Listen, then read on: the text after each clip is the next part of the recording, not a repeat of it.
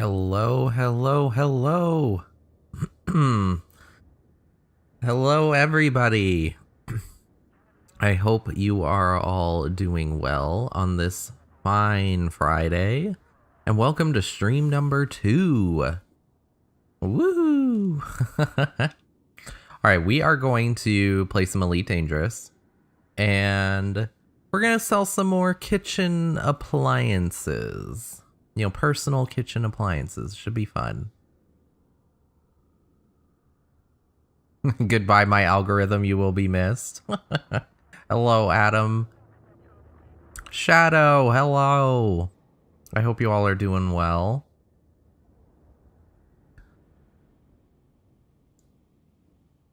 That's funny, though. Goodbye, my algorithm. Well, you could, if it bothers you that much, you don't have to watch. You can leave. It's totally up to you.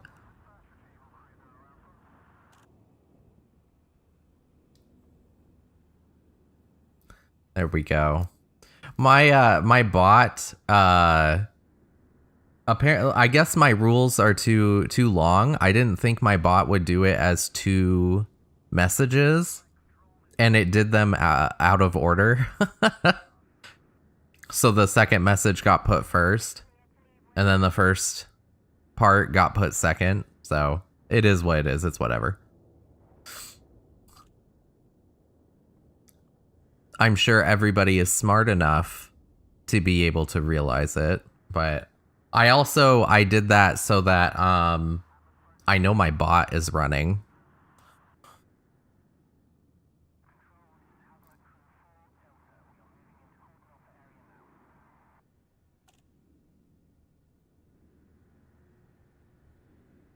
Well, how do you know Rob is my real name?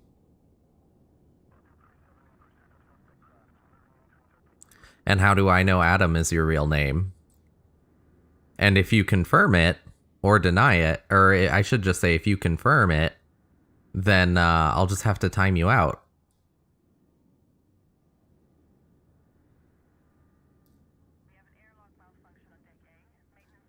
I'm not going to use my real name, Adam. It's not gonna happen. I don't want people finding me.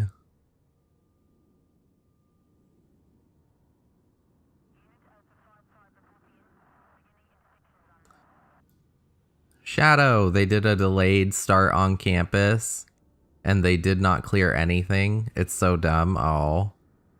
Shadow. That's awful. So they do a delayed start and just don't do anything.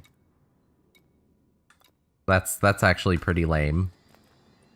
How's our inventory right now? Empty. Perfect. Alright, we need to go pick up some above board self-defense weapons for these poor people just working, just trying to get their thing going. I'm really hoping we still make that 5.5 million credit profit for each sale. That would be wonderful.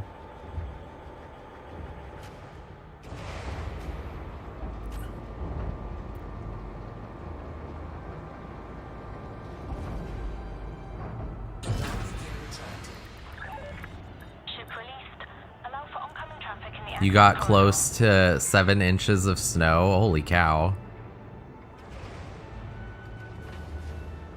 That's crazy.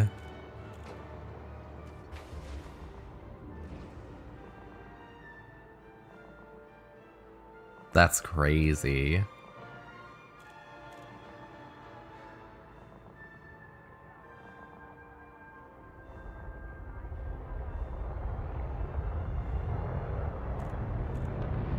Well, you know what you should do, Shadow? You should go make snow angels. That's what you should do. Go build a computer out of snow. That's what you should do for them. Be like, I'm doing my job. I'm building a computer. And you're just building it out of snow. I think that's the play. I think that's the flex. I think that's the flex, Shadow.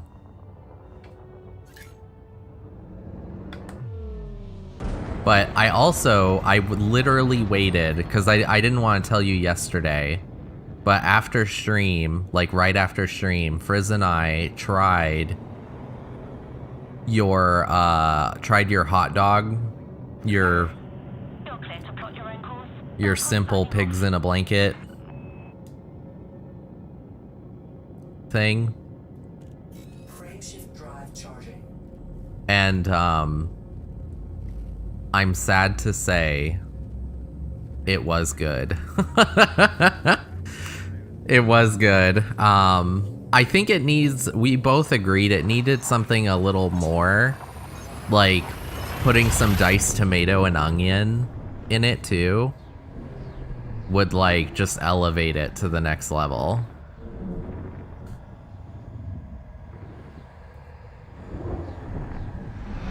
Oh, the snow isn't the right type for the snow computer. Oh, that's a shame.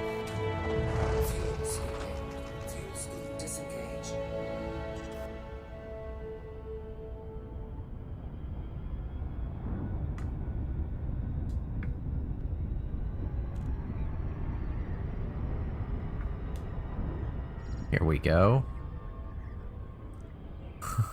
But it was good. It was good, Shadow. Very much enjoyed.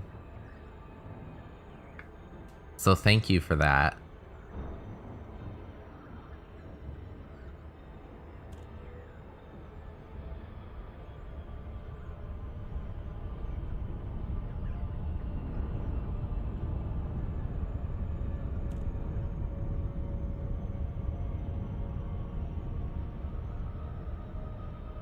Ooh, it's on the dark side of the planet.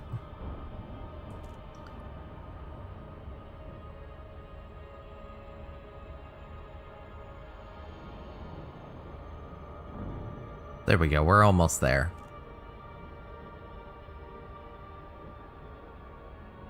After the bashing you took yesterday about it, you're glad I liked it.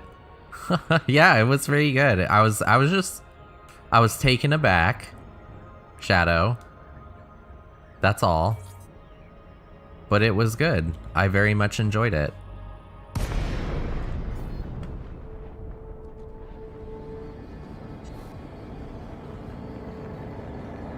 Alright, here we go. Request docking. There we go.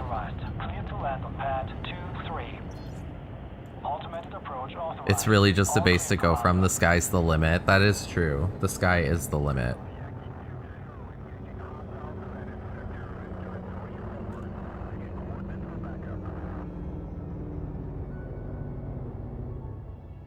But yeah, I liked it. I thought it was actually surprisingly good. I get why you're doing the paper towel, because when I unwrapped the paper towel, like steam came out from the hot dog and the melted cheese, so it like made it like cook and soften even better. I really like the texture of it. It's definitely like, you're in college, you don't have a lot of money, you want something easy and simple that's cheap kind of food. And yeah, it wasn't bad. It definitely wasn't bad. I do think too though, like if you had some like salsa to like dunk it in, that would be like phenomenal. Like chunky salsa to dunk it in. That was Frizz's suggestion. We both think that would be like really good.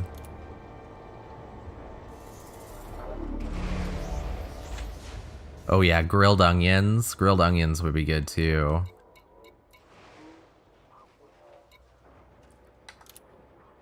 Alright, let's see how much these are gonna cost us.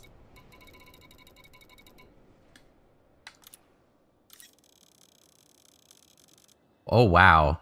It was 640,000 yesterday on our last run, and now it's 700,000. So it is going, it did go up by 60,000 credits. Cargo hold at maximum capacity. All right, we'll see how this goes.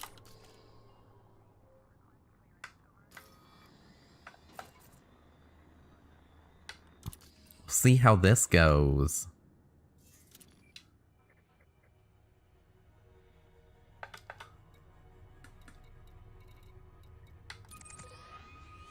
Plot.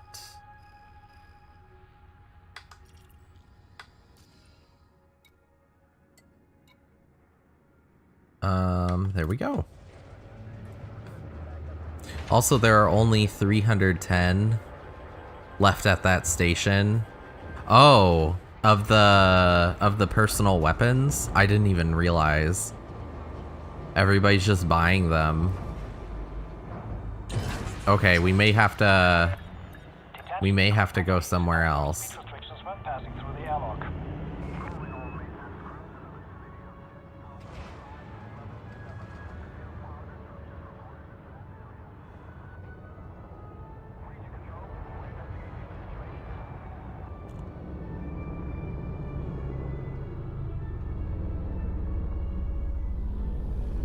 Let's see, I'm carrying 160. 150 is 300. 155 would be 310. So we could swing by and get the last of them too.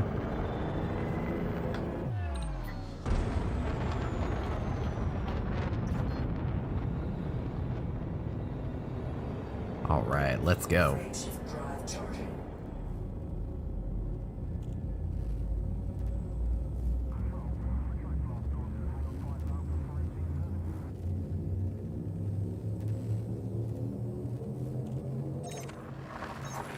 I'm tired today.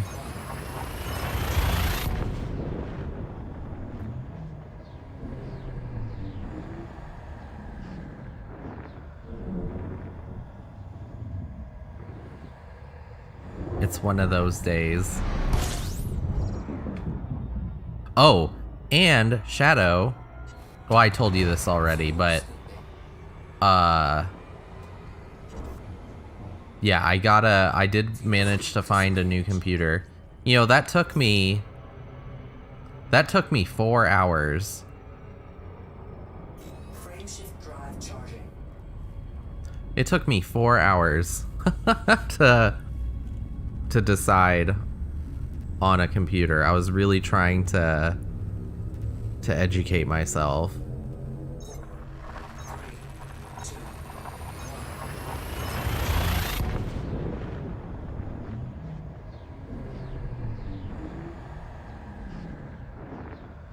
But yeah, I'm having problems with my current one, with the network card, so it's not holding connection very well, like at all. Fuel scoop disengaged. All right, let me go like this. Super Cruise Assist. There we go. It is a lot of money. You're not wrong. It is a lot of money. It looks like the next place with the most is St. Martoni Enterprise in Tarby. Okay. Once we land, I'll look that up.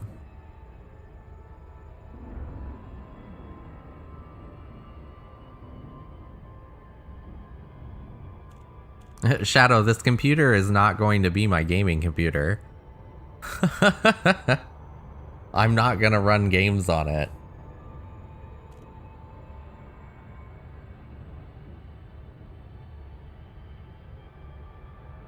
It's gonna be my video editing and streaming computer, like basically work. It's not gonna be a gaming.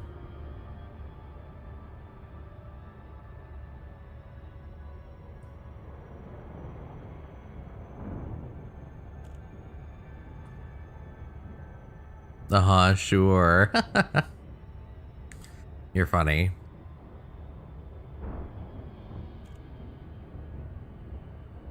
Yeah, so on my current computer, trying to video edit is like, it's a nightmare. it's so stuttery and just like just impossible.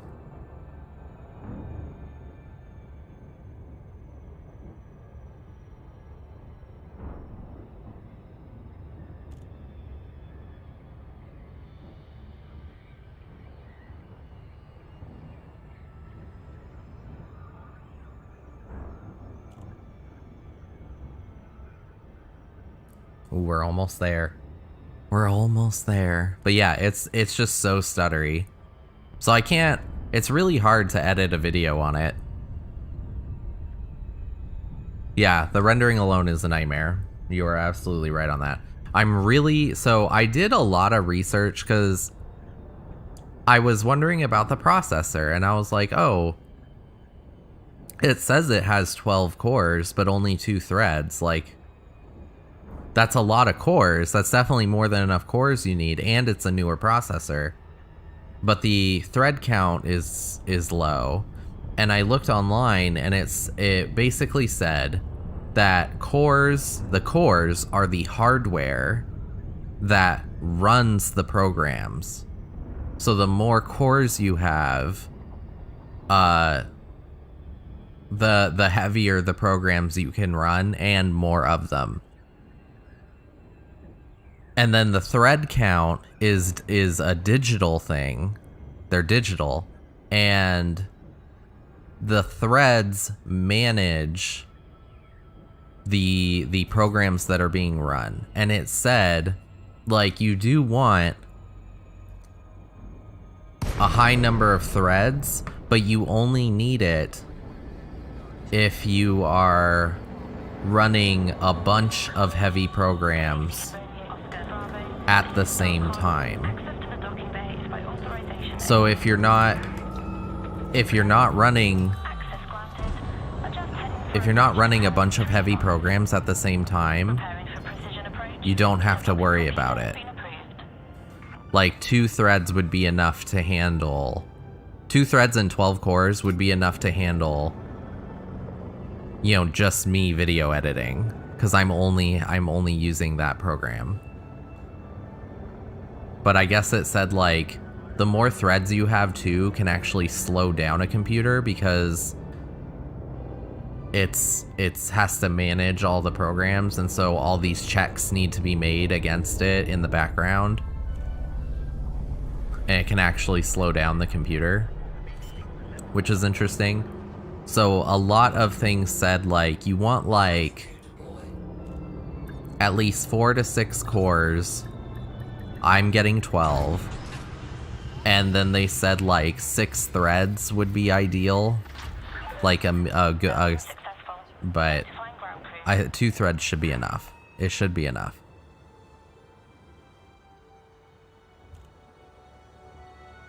On your Sign Bench R15 test, which includes both single core and multi-core workflows, the Ryzen 9 far outpaces the Core i9 when it's using all of its cores and threads. Yep, that's what I saw too. I did see that as well. So I'm pretty confident it's gonna be fine. But also realize there are different thread counts for different Ryzen 9s and i9s. But what I found is most of the online storefronts aren't telling you what the thread count is. They're only telling you how many cores it has, which I found interesting.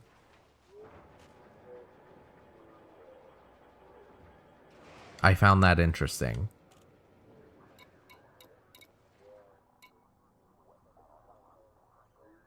But yeah, it should be fine. I'm not worried. It should be fine.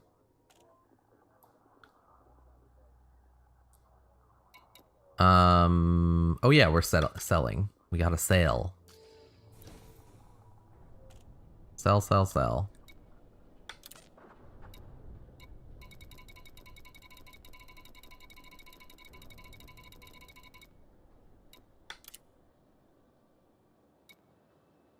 All right, so instead of 5.5 million credit profit, we're making a 5.3 million credit profit.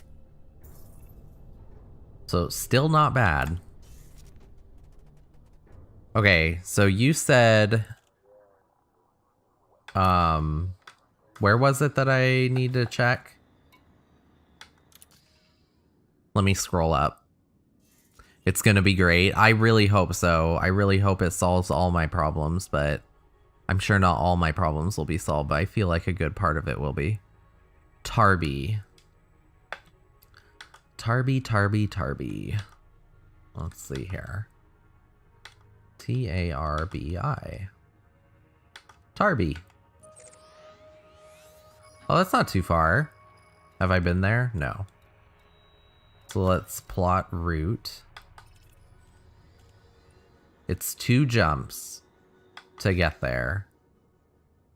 That's fine. That's fine. We can do it. And then in Zent Martoni Enterprise. I'll remember that.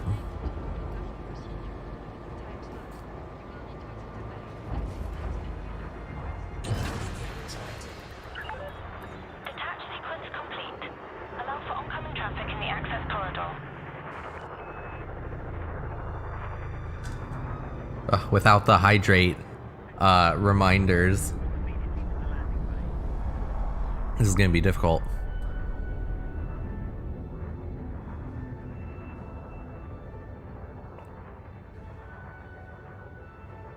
Streaming and drinking water, I mean. I keep forgetting to drink water. I really don't want my throat to get all messed up.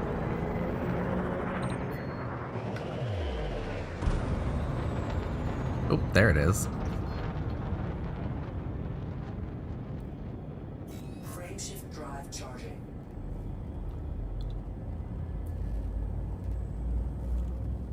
All right, here we go. Hydrate, I know.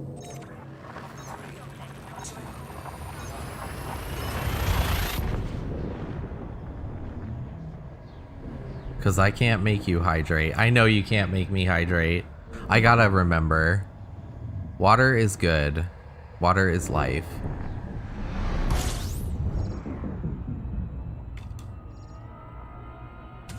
There's Tarby.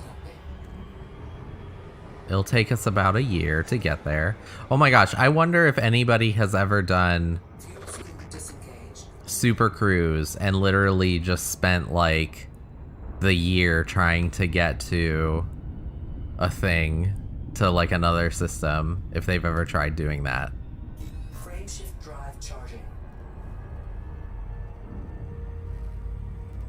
Or like spending days.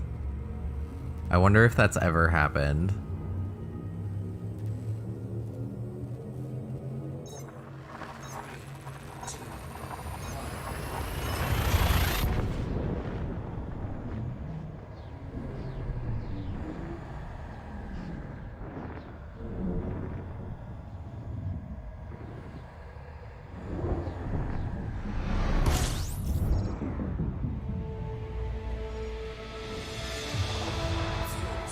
Oh boy, we're getting awfully close.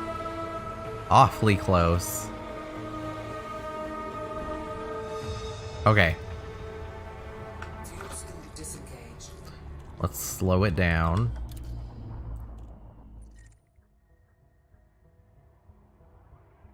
Alright, you said it was... not that. Not that. That one. Okay, we'll pick that. We'll also bookmark it. There we go. And then we can go like this.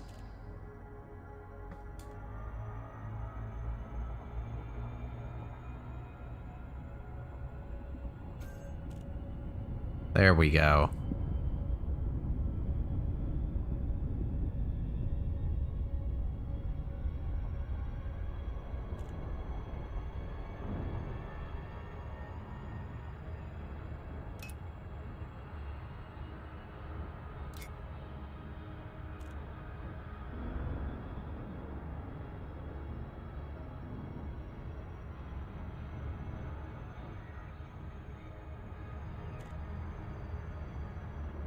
Oh, are you lurking? Okay.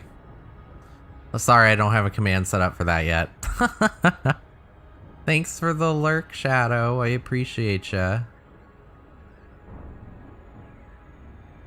Lurkin' work. You better be working. I don't want to be the one who gets you in trouble. The name of this place reminds me of the Sevastopol from Alien Isolation. That's the station that the game takes place in. Is Sevastopol Station. The name is like, it just sounds very reminiscent of something that would be in the Alien franchise. That would be exciting. Like if Elite Dangerous, like if Odyssey got really optimized and updated and they added aliens to it. Obviously it doesn't have to be aliens from that movie, but like aliens that are like, I guess, similar. That would be so cool.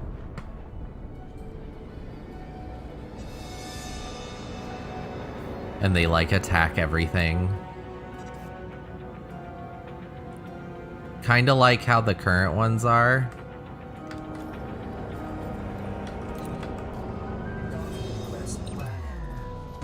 I just think that would be so cool. Oh, there's no voice for this one.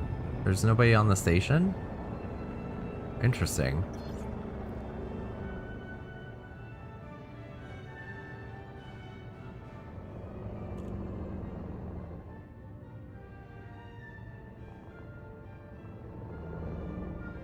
How is my ship gonna do this?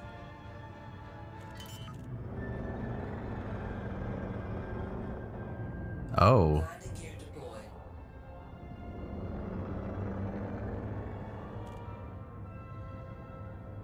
I guess the underside becomes the top.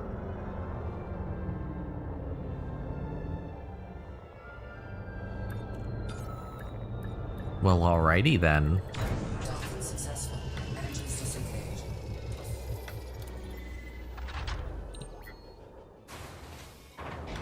Alright. Let's see if they got some personal weapons. What do you have? They have survival equipment.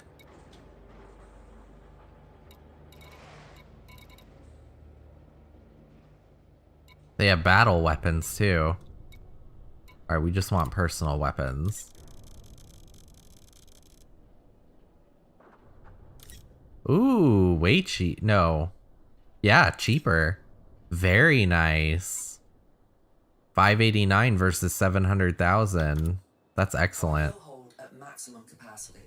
And their supply is so high, 21,000. Oh yeah, we're gonna be fine. All right.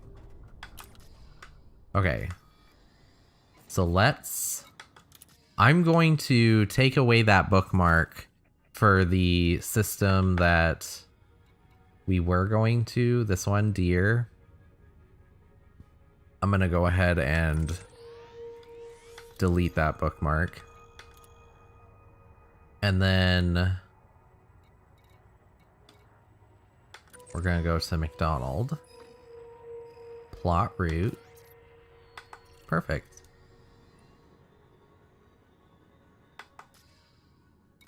All right, let's go.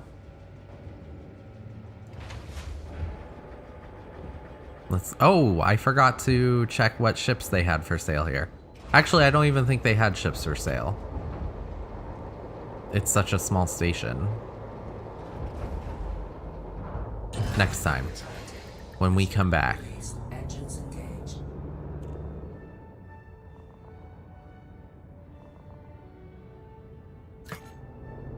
All right.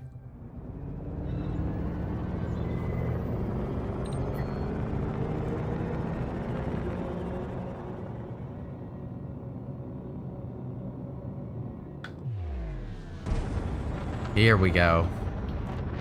Excellent. Frameshift drive charging. All right, we'll see if we're gonna... If this system thinks we have illicit cargo.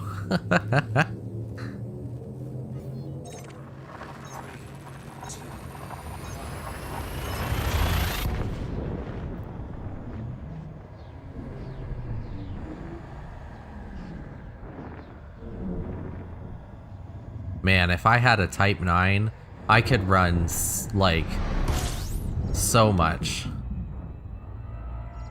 And be making way more money.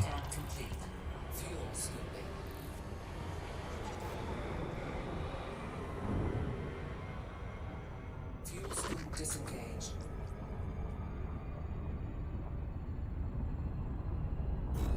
Oh, it's not illicit cargo in this system. Cool.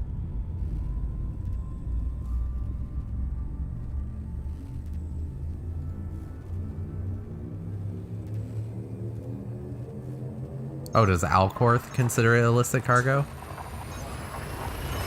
Well, that's where McDonald's settlement is.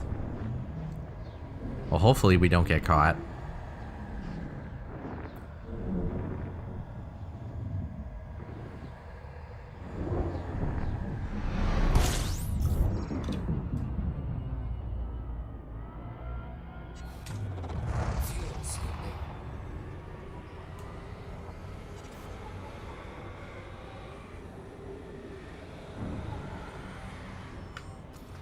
All right. There's McDonald's. Disengaged. Glorious. Glorious. I love this ship, Pepperjack. It's so fun. I really want to do some more combat stuff. I did see that Elite Dangerous tweeted today about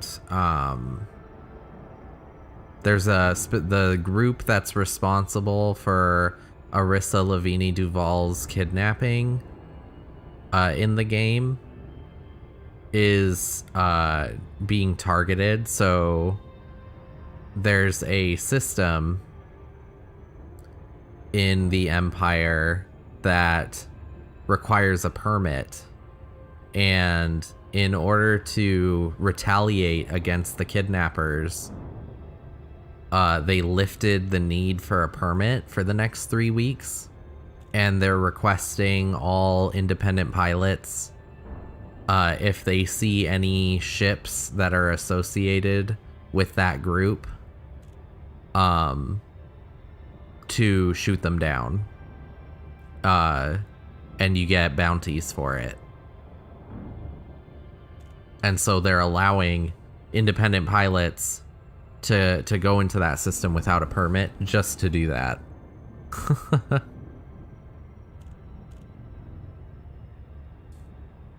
Like, gosh. The Emperor definitely doesn't take prisoners. She's probably pissed.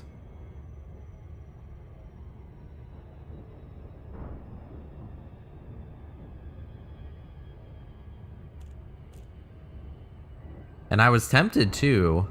I'm tempted to do it, but we're already here, and this is making me a lot of money. Also, it's raising my rank. If I can get to elite rank, that would be pretty cool.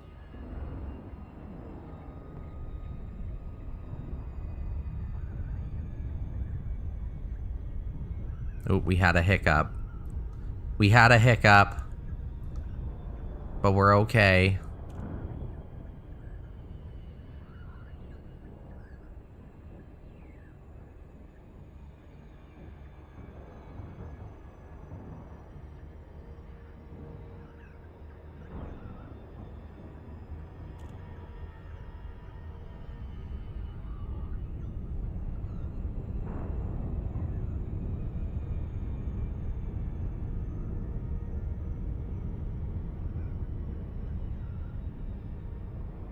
Oh my gosh, we're almost there. I'm so excited. We're selling weapons to McDonald's.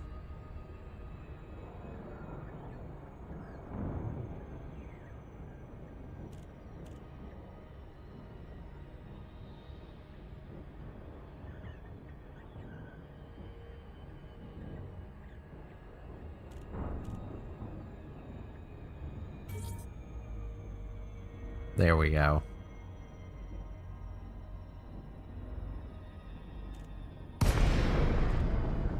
We're in.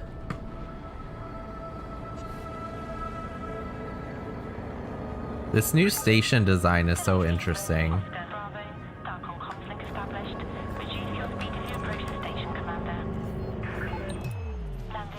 With like these big arms sticking out. This is the first station I've ever seen have that.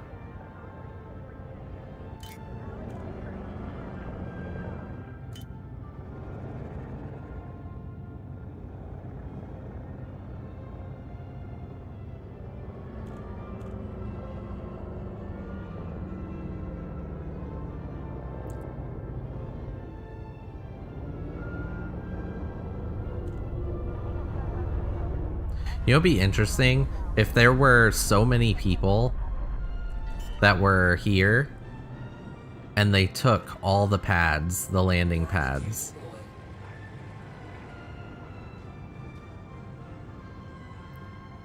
Like, what would happen? Would you not be able to land? Or would the game, like, partition it so that there would always be landing pads? Contact. Notifying ground crew. I've wondered that. I've wondered if that was a thing.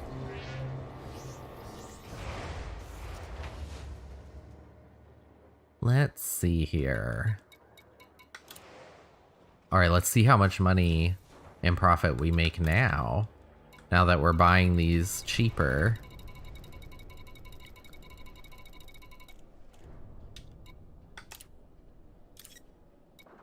Ooh, 5.4. Okay. So definitely 100,000 higher. I'll take it.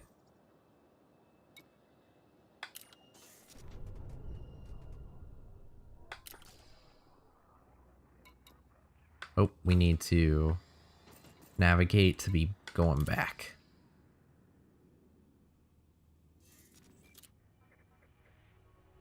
Let's see.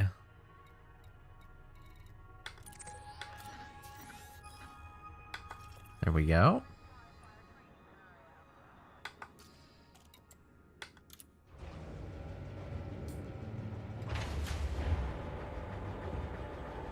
Gotta make that money. You know, like the song says, money, money, money. Money. Ship restraints disengaged. You are clear to depart. Clear to depart. Excellent.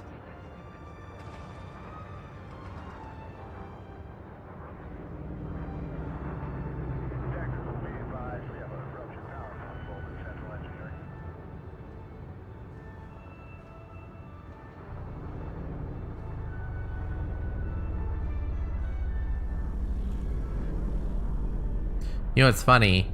Last night, I was watching somebody play this, and as they were exiting a station, there was an orca, the orca ship that was stuck on the top of the entrance of those bars. And it was just sitting there on top of them. It was really funny. You're clear to plot your own course. Dark on out. And it was just sitting there. I don't know if it was like a player did that, and maybe they were, because I've heard of people doing this. They would wait outside the stations, and they would shoot down ships. I wonder if that's what that was, or if it was an AI that got stuck.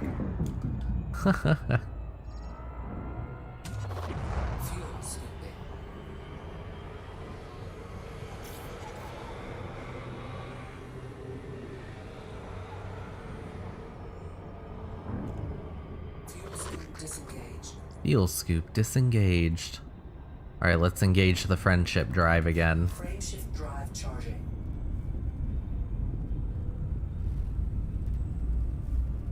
I wish you could change what they say, because I would change that to friendship drive. 3,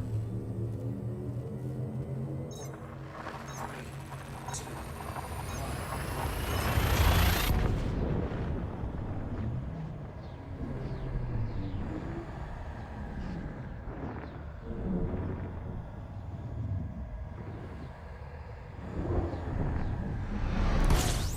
1. Oh, here we are.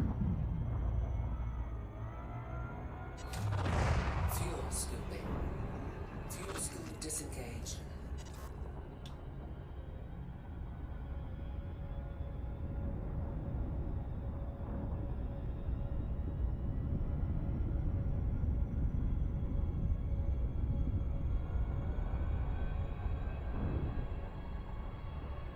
Alright, we're almost there.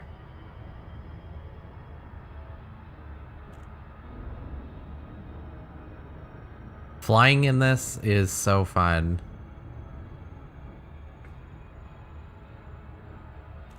I almost want to get interdicted because then I would fight. If we get interdicted, I'm definitely fighting whoever does it.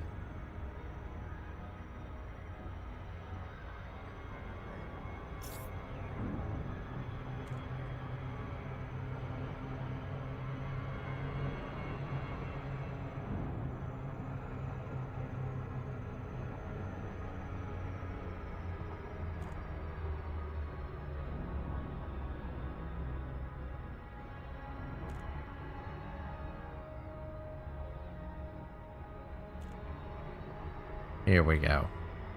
Had to do a loop of shame.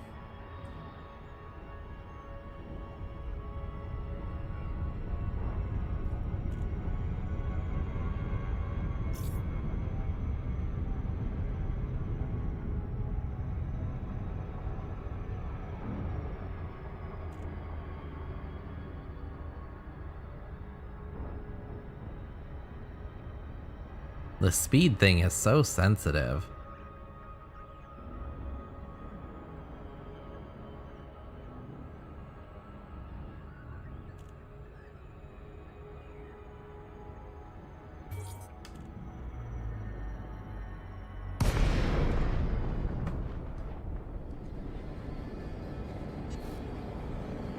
Alright, here we go. Request docking. Docking request granted. So this is the People's Party of LTT. That's the faction that owns this. Interesting. Never heard of it.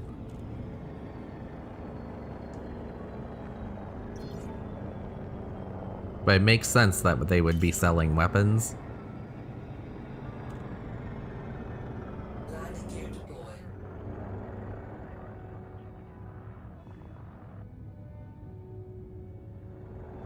That looks like a basketball court.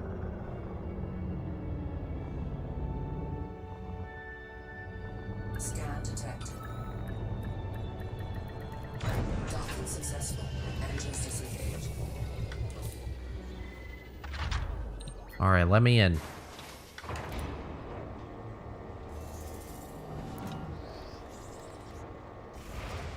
I gotta do my arms dealer stuff.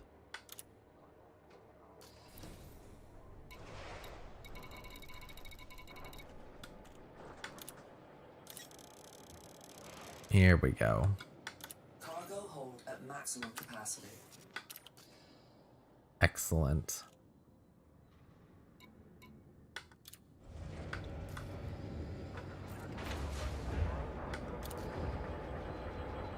Alright, let's do our thing. Plot route.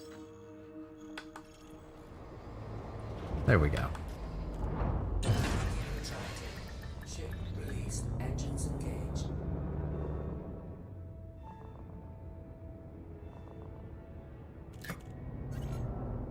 Alright, behind us.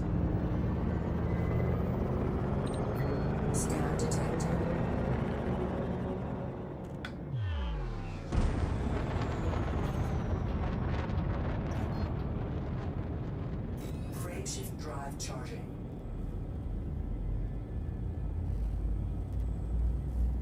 Ooh, it's anarchy? Oh, interesting. We might get interdicted. Oh, I kind of hope so.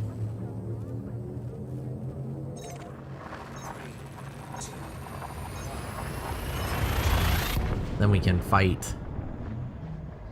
But they'll have to interdict me quickly, because I'm just going to jump to the next system.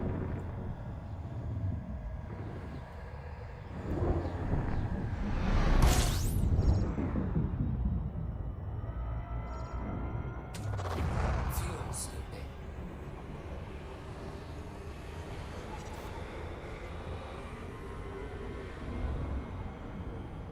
Fuel scoop disengaged.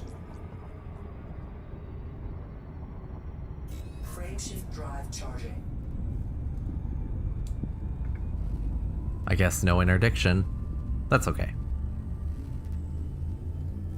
Ooh, it says boom reported.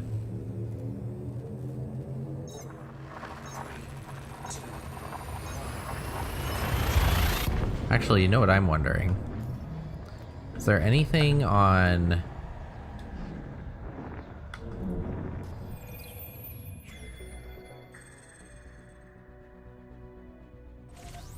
Oop.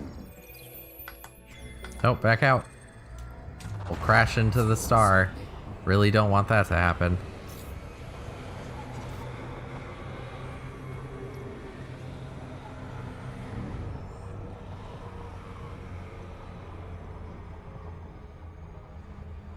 Fuel scoop disengaged. Okay.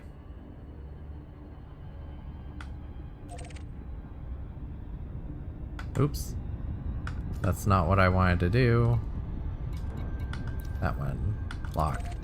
There we go. Alright, Galnet News. This is what I wanted.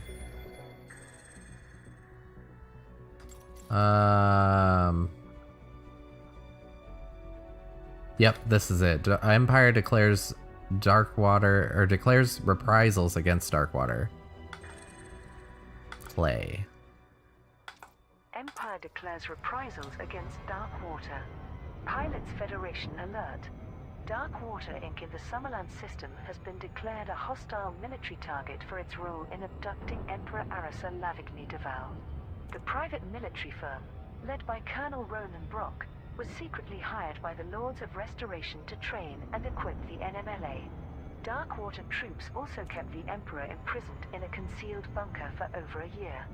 Once their involvement was revealed by ACT, Darkwater's forces regrouped around the megaship Pearl Mandate. Colonel Brock led an attempt to gain control of Summerland as a defensive measure, but was unsuccessful. The mercenaries have now been branded as wanted criminals by the system authorities. The order to strike against Darkwater came directly from Emperor Arisa. I call upon my loyal servants and all other warriors of honor to wipe out this nest of traitors. We remember the innocent victims of the NMLA by punishing those who enabled them. The Summerland Patrons Party will redeem combat bonds for destroyed Darkwater ships at the Starport Henry O'Hare's hangar. Although Summerland's system is typically permit-locked, the Empire has arranged a total exemption for independent pilots for a 3-week period. To guarantee... Ooh. We're being attacked. Let's submit.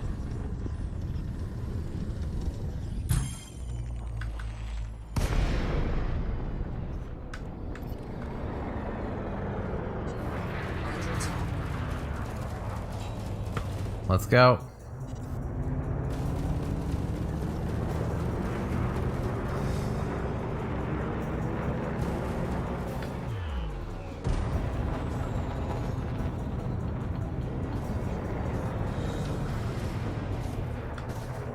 There you are.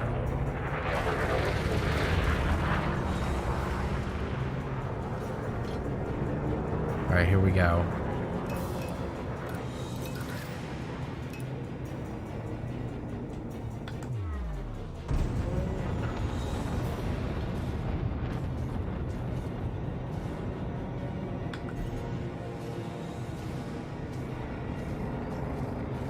Trying to get behind or get around. Here we go. Here we go, here we go, here we go. This is what we want. Ooh, they are so maneuverable.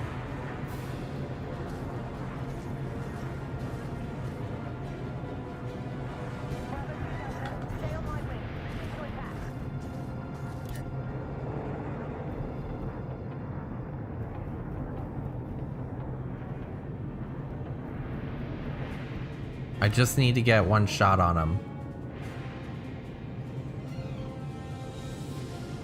Target shields offline. I just need to get one hit on him.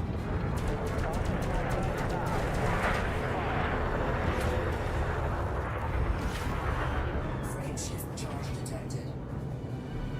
Oh no.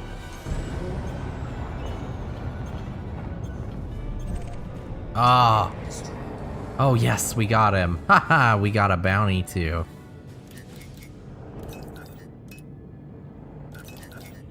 There we go. Excellent. We did it! Cannot comply. Oops. There we go. And then we can retract our hard points. Yeah, retract. There we go.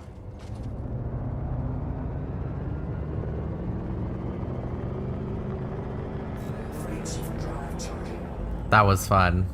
I was hoping I'd get interdicted. That was fun.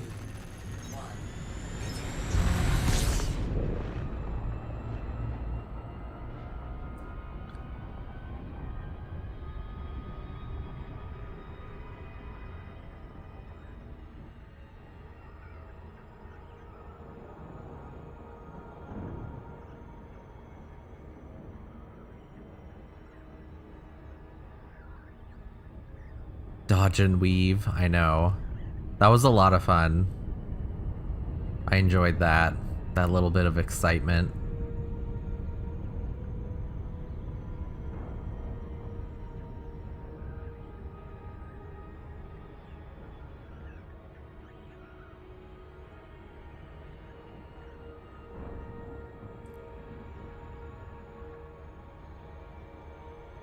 Alright, here we go. We're almost there. And look, we didn't even get, we didn't sustain any hull damage, which is actually pretty wonderful. Delay feed Romeo Oscar Bravo. This station is under Alliance control. Please comply with Starcom flight regulations. Permission authorized. Make your way to landing pad 15. Preparing for precision approach. Use of docking computer has been approved.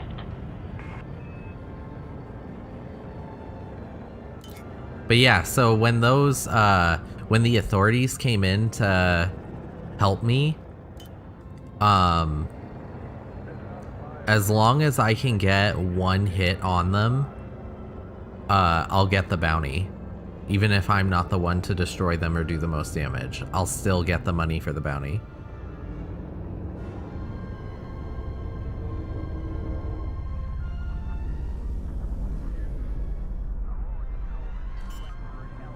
Which is actually pretty cool.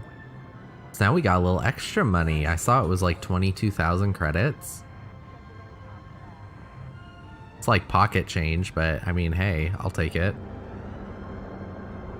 No wonder they need weapons out here.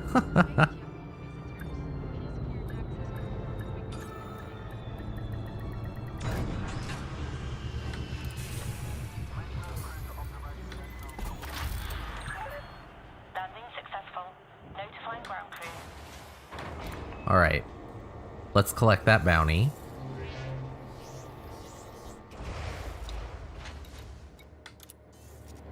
Let's see here. Authority. Oh, it was 99,000.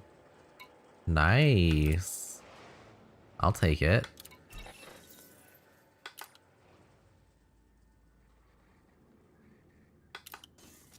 Alright, and then let's sell their weapons.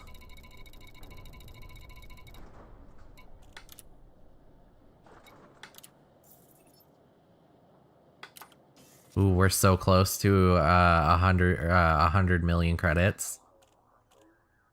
That's exciting.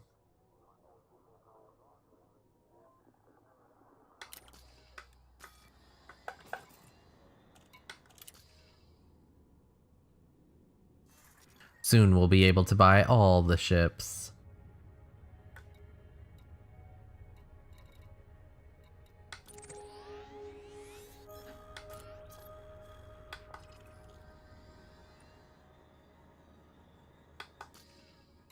Oh, before we go, let me do the advanced maintenance. Okay, there we go. I just want to be on the safe side. Alright, and then we can auto-launch. And then while we're auto-launching, let's take a look at Galnet.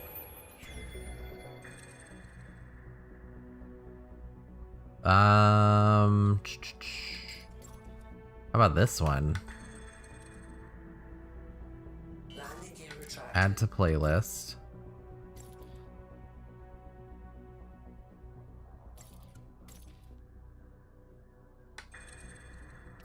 Add to playlist.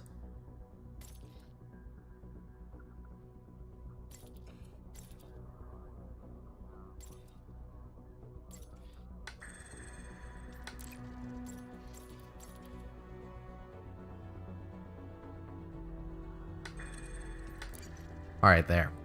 We got a few things to listen to.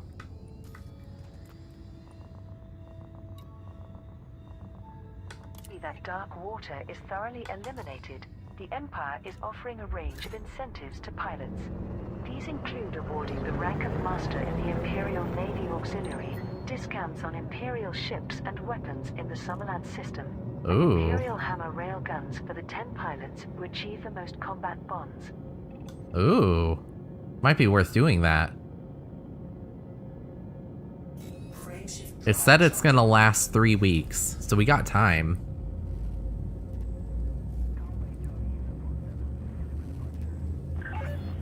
All clear. We look forward to your return, Commander. Nope.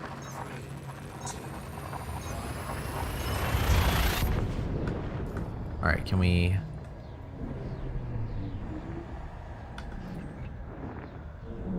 Pilots for additional services planned for Colonia Bridge.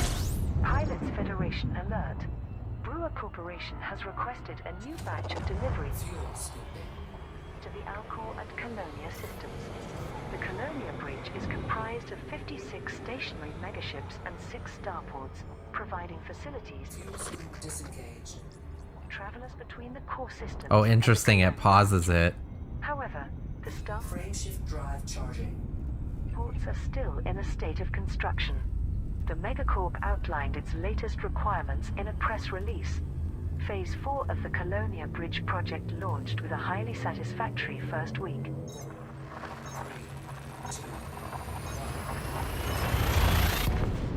Shipments of coffee, emergency power cells, geological equipment and liquid oxygen arrived in sufficient numbers to ensure universal cartographics and vista genomics services were added to all 6 starports. The goal of the second week is to continue assembling the station's infrastructure and install Fuel scooping. Fuel Pioneer scoop supplies, disengaged. crew lounge and search and rescue services. To achieve this, performance enhancers, personal weapons and survival equipment are needed in large quantities. Pilots are asked to provide these at McDonald's Settlement in the Alcor system and Jacques Station in the Colonia system.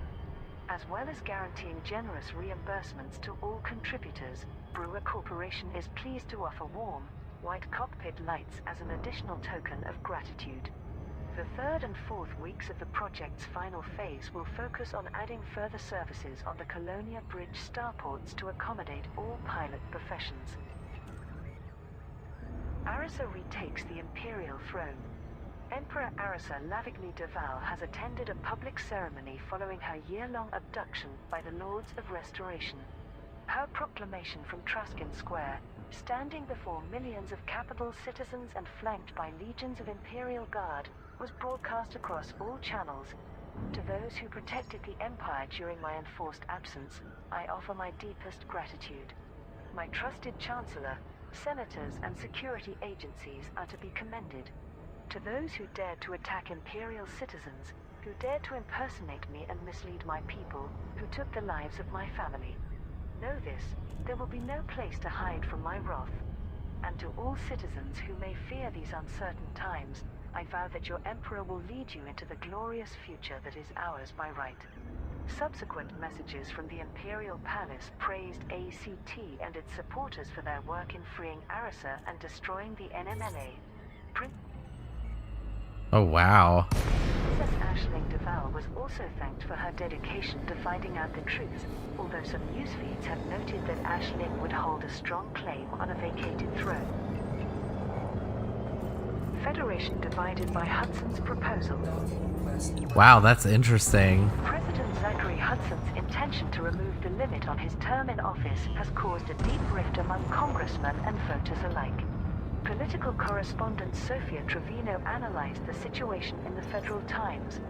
Ever since the 77th Amendment to the Federal Accord was ratified in 2594, no president has remained in office for longer than 8 years.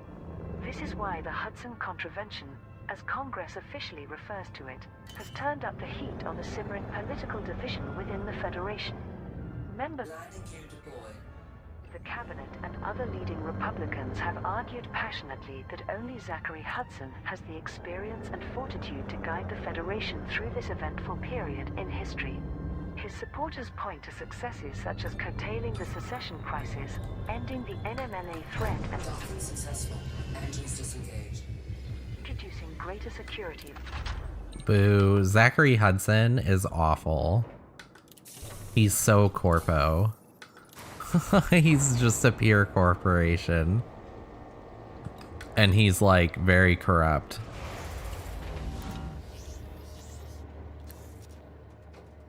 We want Felicia Winters to be in charge of the Federation. Alright. Give me them guns.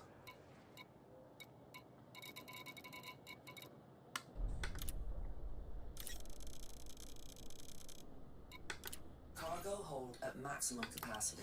Excellent. Alright. But that's super interesting that the Arisa Lavigny Duval, how she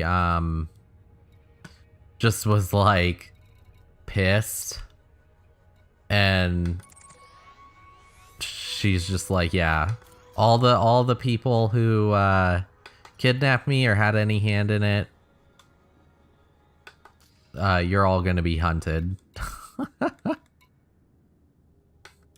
She's so mad. She even said, like, they can't defend against her wrath or something. Like, using the word wrath, you definitely sound like a dictator. But the rewards that she's giving out are really good.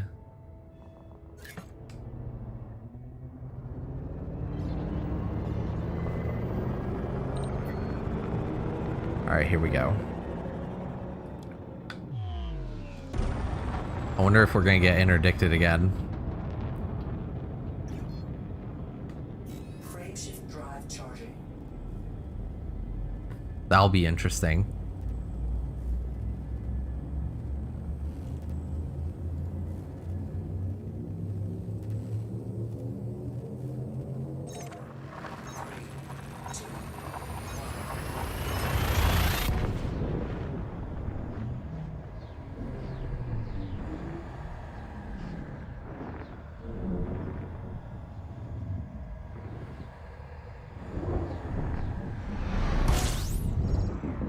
Ooh, here we go. Fuel scooping.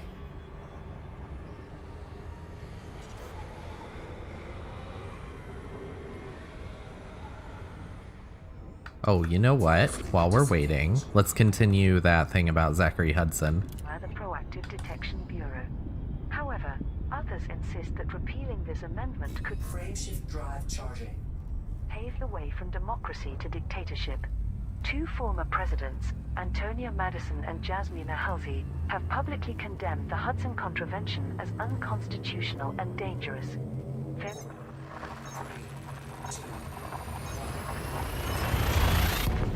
are expectations that Shadow President Felicia Winters will move for a vote of no confidence. Political analysts suspect that after several controversial leadership decisions from Hudson last year, he is unlikely to win over a majority in Congress. Pilots form Fuel scooping. vanguard against Thargoid attacks. Pilots Federation alert. Commandos are resisting Thargoid incursions in the dam. Hold on. So that thing with Zachary Hudson, how he's trying to turn the presidency into a dictatorship. That's crazy. I didn't hear anything in that report about Felicia Winters doing anything. Like, there are others, I guess there are other people in the Federation that are trying to stop him, but nothing was said about Felicia Winters. But I think it's because, just like with the Empire, there's different controlled systems of this galaxy. And so there's multiple Federation bubbles that are controlled by different people. And Felicia Winters controls a different bubble than Zachary Hudson. So it's not like he's in full control of all Federation space. He's only in control of his little bubble. So that's also something to keep in mind. But would he like to be in control of all Federation space? Yes. Yes. Power corrupts, as they say.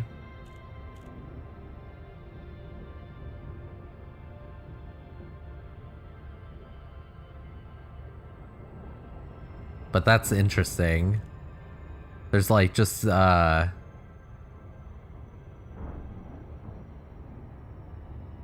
lot of crazy political stuff happening in the game right now. Because all that stuff is part of the background simulation of the game. That's a big reason why so many people love this game.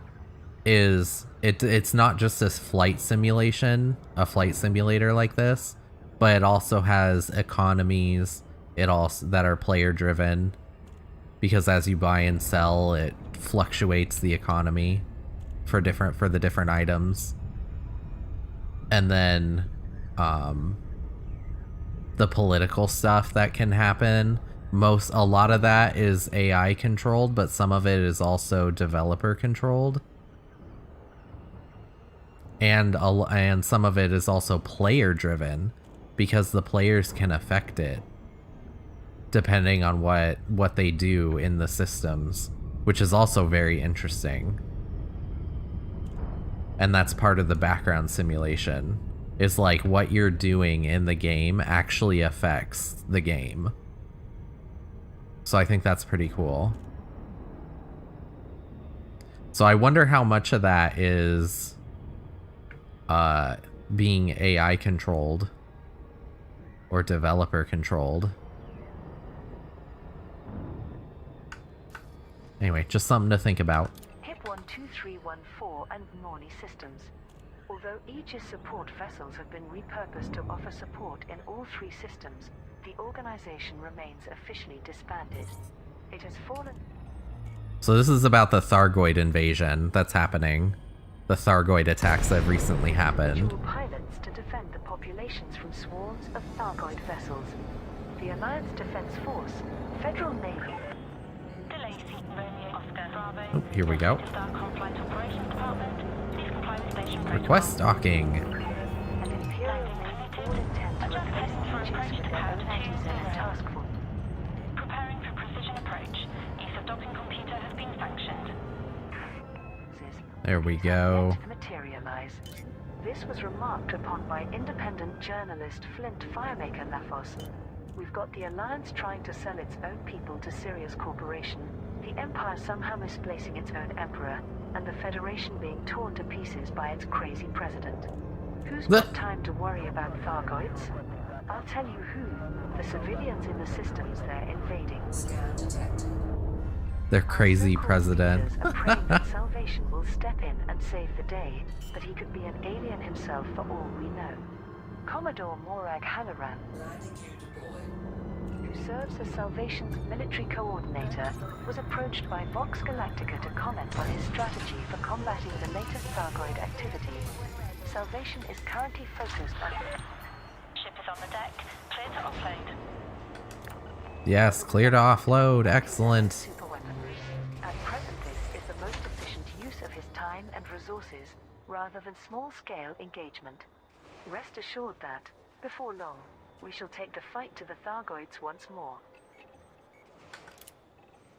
That's so funny. Oh, hello. Sorry, but I only speak English and can only moderate English.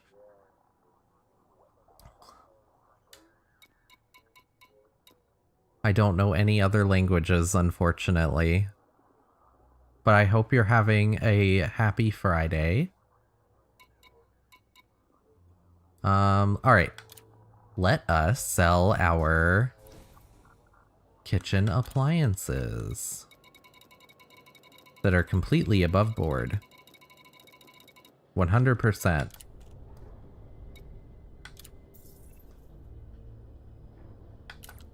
Ooh, we hit the 100 million credits mark! Yay! That's awesome. Alright, let's make more. Gotta make more. Oops. Hit the wrong button there.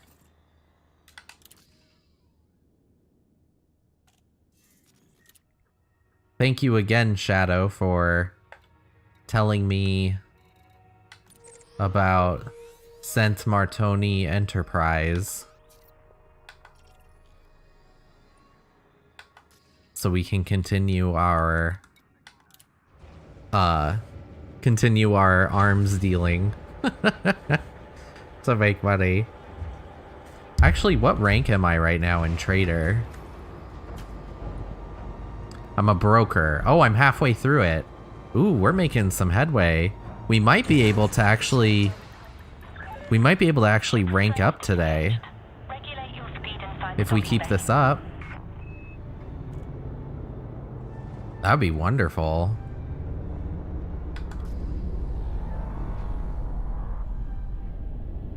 Because if we can get elite rank in something, then there are certain places you can go where you'll get discounts on ships and things. Ships and modules to equip to the ships. All that stuff. Frameshift drive charging. But I don't know the ranking structure. Flight path is clear. So like on trade, I'm at the broker status, and I think that's a rank only for trade. So each section has their own ranking structure. I don't know what's after broker.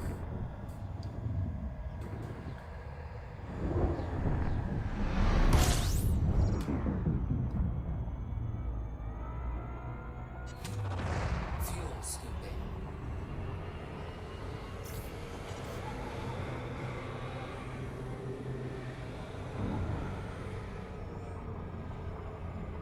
Fuel scoop disengaged.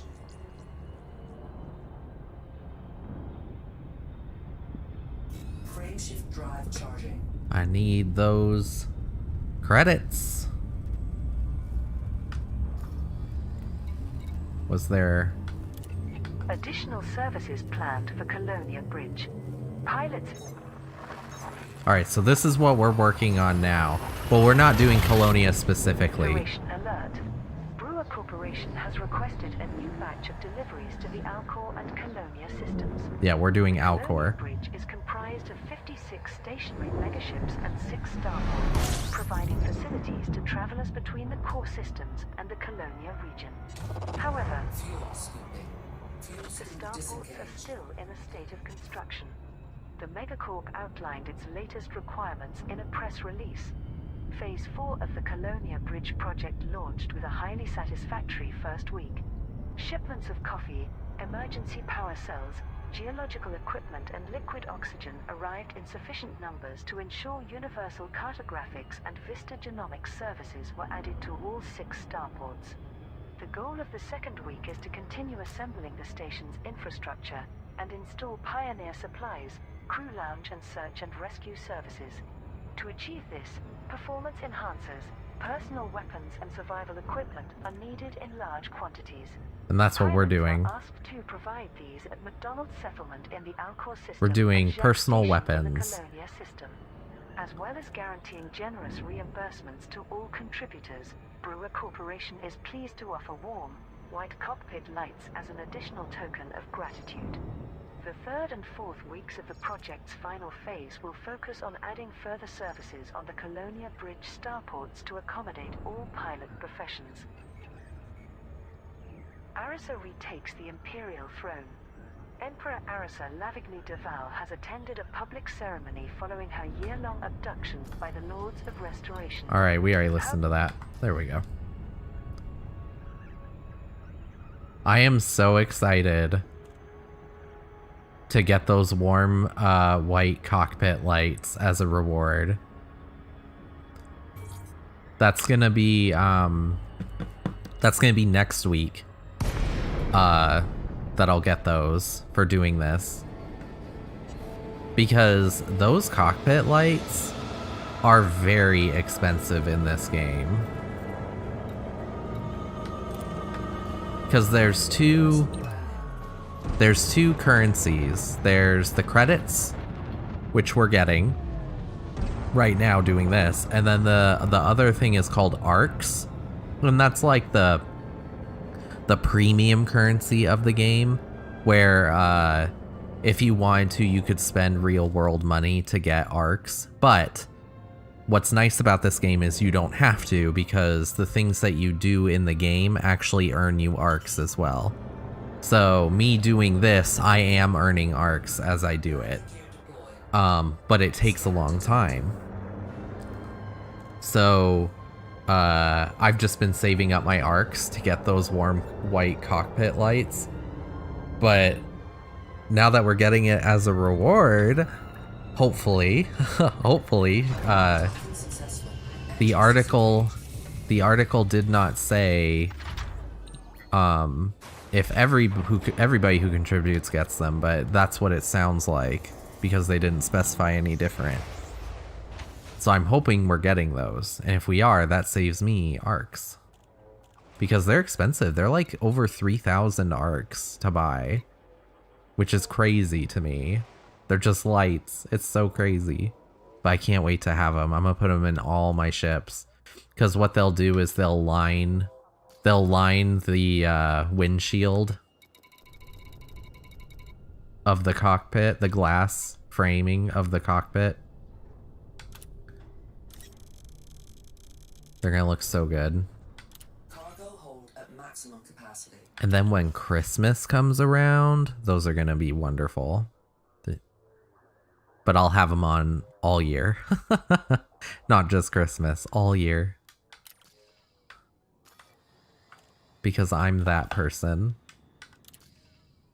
Like, if it looks nice and it's aesthetically pleasing, they stay on.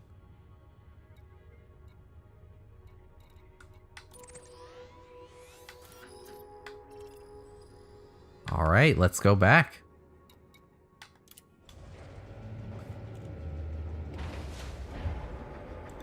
Let's sell our stuff. Wonder if there's actually... Oops, I didn't mean to do that. There we go. I wonder if there's any other Galnet news happening.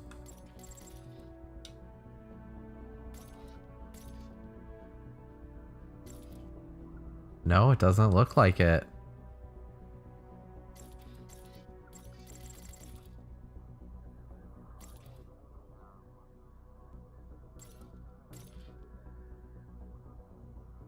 Oh, Scan detected. this is interesting. This is talking about Aisling Duval and her involvement with Arissa Lavigny Duval's kidnapping. Like, we don't know if she was actually involved, but she apparently was involved. What they said, she was involved in helping rescue her. So let's listen to that. The missing emperor?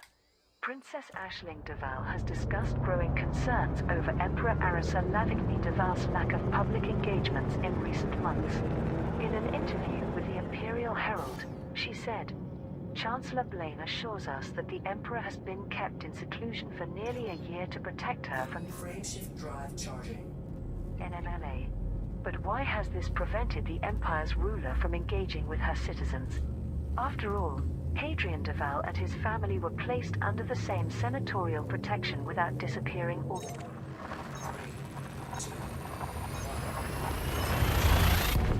Together, we know that the Emperor has communicated with the Senate on various matters during this time. Government channels are generally trusted thanks to Imperial Intelligence's verification protocols.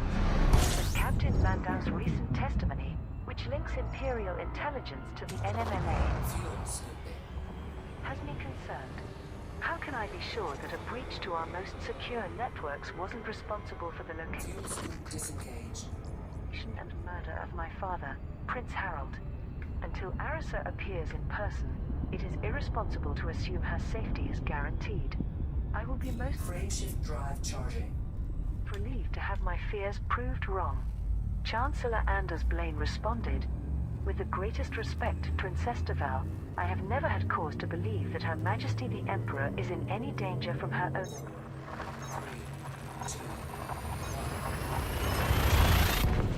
security agencies. Her imminent return to public life should alleviate such concerns.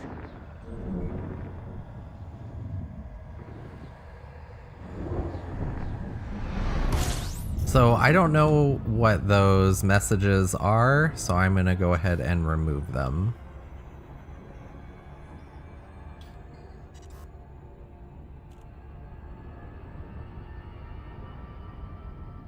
But that's so interesting. So Aisling Duval was like, after a period of time, was like, why isn't she showing herself? Like, she can still speak to her citizens even if she's under protection, because there are ways to do it. And they were being all sketchy about it, so... And then she voiced her concerns. So once she did, it was investigated even more thoroughly, and that's how they figured out. So Aisling Duval is actually responsible for the rescue. For the rescue of the Emperor Arissa Lavigny Duval. Very interesting. I don't know if this is some kind of, if that's some kind of power play move. Because it also said that should the throne be vacated, whether it's through Arissa's death or she abdicates or whatever, Aisling has the most claim to it. That's what a previous article had said. Very interesting. So it's like people are wondering why she would do that.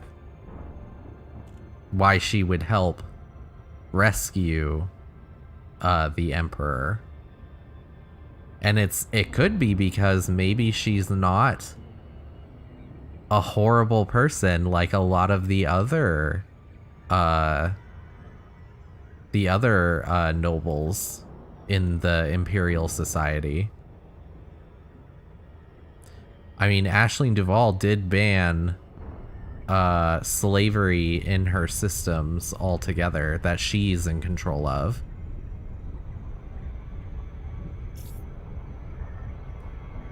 Oh, we're gonna have to do a loop of shame.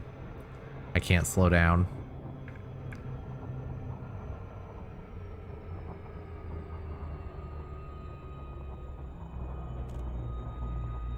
Here we go. Oh, not quite a loop of shame. We got under it. Very nice.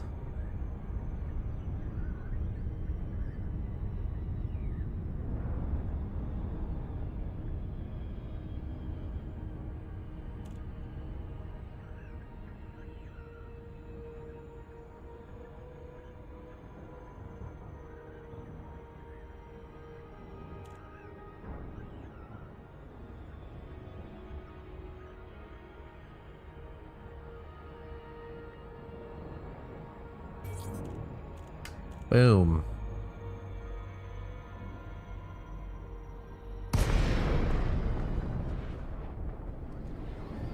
Oh gosh. I don't want to get hit by the arm.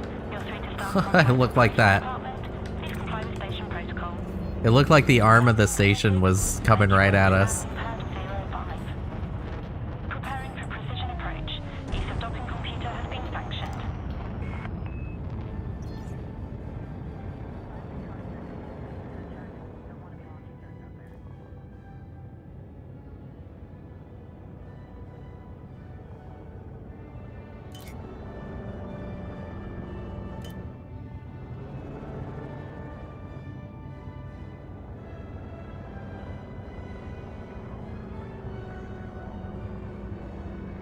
Dun, dun, dun, dun, dun.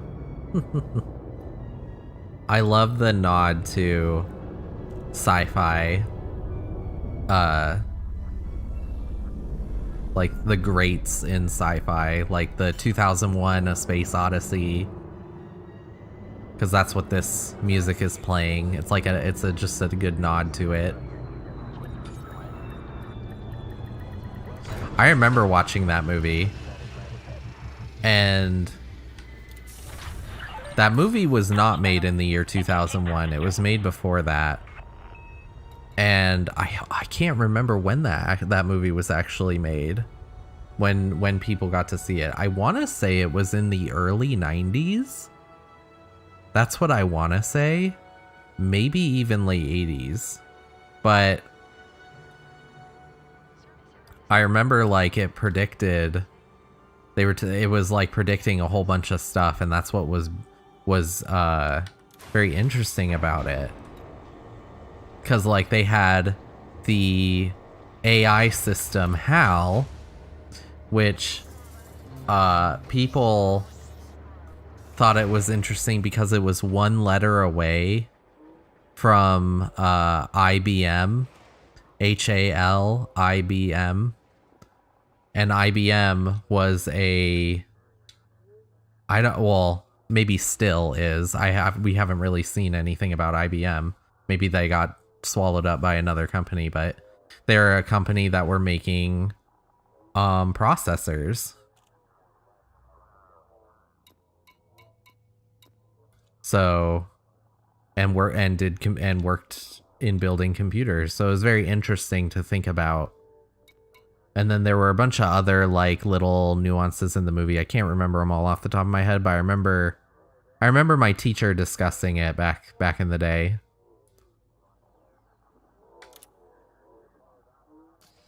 Just thought it was really interesting.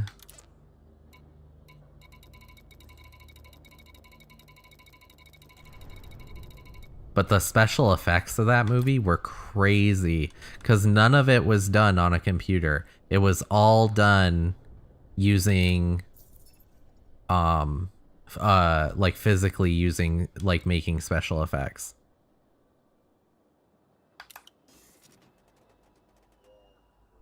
I thought that was so cool. Because like when they traveled like through light speed and things, they actually did a light show that wasn't made using computer graphics or anything. It was from what I understand, it was a trick using it was like using objects that were completely black and then putting, I think they were putting like lights into it, and they were moving them past the camera on like a some sort of track or something. But it was obviously, it wasn't that big, but it would go in like, I guess, a circle or something like that. It was very interesting how they made that movie. And then in that movie too, the station that they're in, it's like it's one of those circular, kind of like a halo ring. And how they're walking through it, and they use practical effects to make it look like it's circular, to make it look like it's bending, and it's spinning to create gravity, just like this station is spinning to create gravity, to create artificial gravity using centrifugal force. And that's what how they had their station in that movie. But again, they had to use practical effects to make it work. I just found that so interesting because if you watch it, it like does not look like it was cheaply made. Like they really put some thought into it to make it look convincing. It's really cool.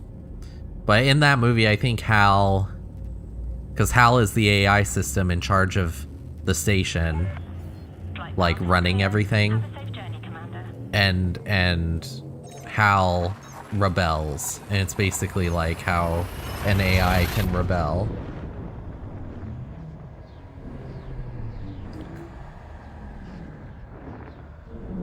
It was very cool, very thought-provoking, because it's almost like the dangers of artificial intelligence.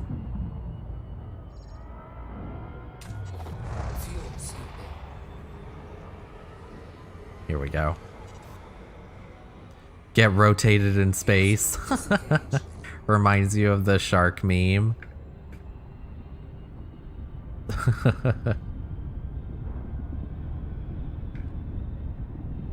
Frameshift drive charging. Well, I mean, it's a good, getting rotated, it's a good way to create artificial gravity, I guess. But it also makes me wonder, is electricity moving it? Or is it like once it starts moving, it just stays moving? You know what I mean? Because like I feel like if it could stay moving without any force being exerted on it, or some sort of power supply, it would need to not touch anything, because the moment it touches something, it'll slow down. Where the diver rotates the shark to prevent the attack. Oh, I remember. You showed me that. Because the shark was attacking him, he just grabbed it and rotated him to face the ground. It was like underwater martial arts.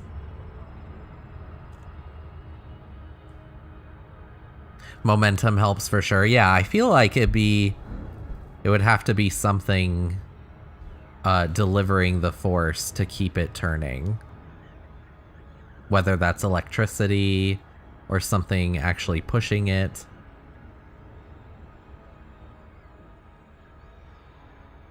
But most of those stations had like solar panels, you know? Because if you're near a star, well, you're going to be near a star, you're not going to be in the black. You have all that sun power even this far out, you know? Like it's still lit up by the sun.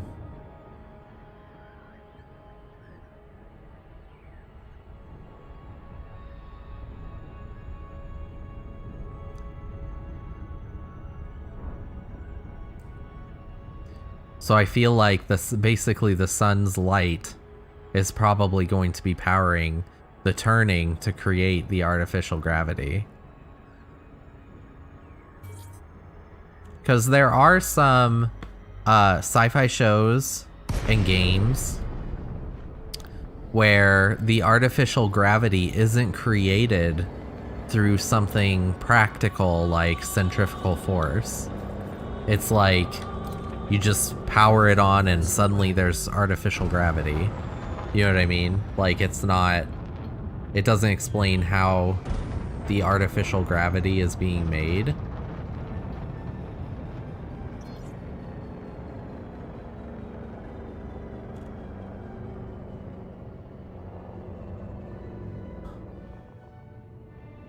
Maybe I'm thinking too much about this. I think I may be devoting too much brain cells to try and think about this when I don't really know what I'm talking about. Landing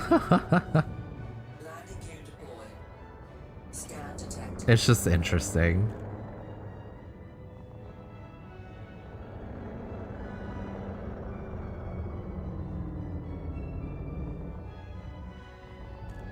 Oh, they say because they discovered gravitons, and that's how they explain it. Oh yeah, like they discovered some sort of particle that makes up gravity, and so they just use a particle to create the gravity, and they just literally turn it on like a light switch.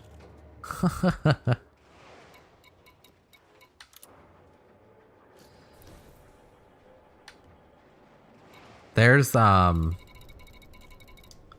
what was I gonna say? There's a villain in the Marvel universe, and I forget his name. I think his name was actually Graviton or something. I can't remember that, like, what they named him, but he had the power over gravity.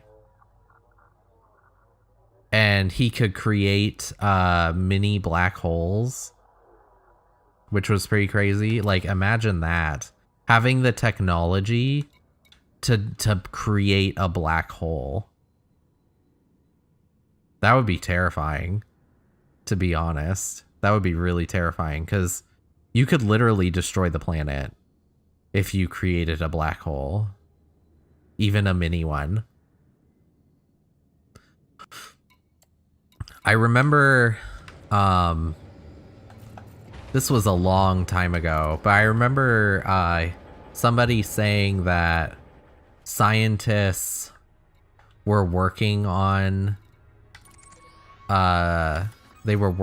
something that has the potential to create a mini black hole.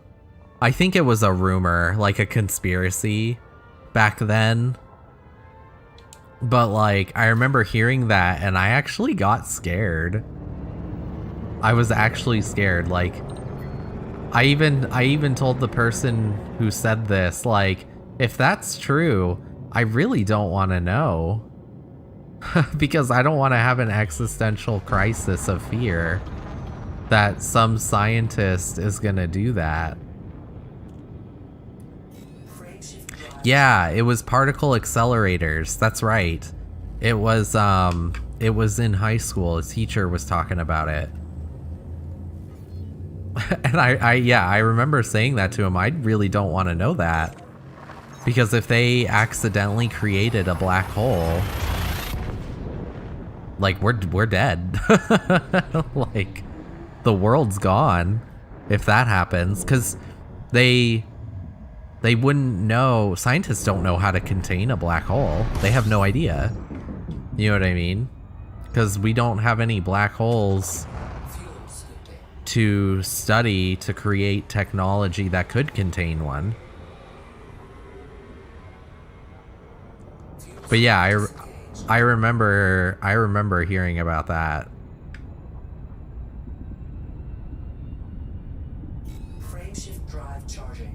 Trying to have a particle reach past the speed of light. Yeah, couldn't that create a black hole? I think that's what it was. Like, isn't there a chance that could happen? Like, I get that faster than light travel would actually advance us, advance our humanity and our world a lot, because we could go actually explore space and go to other planets and meet with other civilizations and maybe hopefully share knowledge and just become better.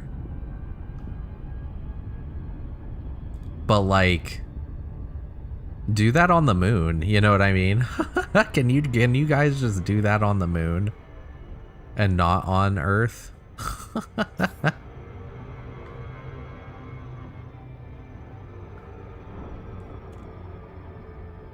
Oh wow, that increased it a lot. I want to go fast.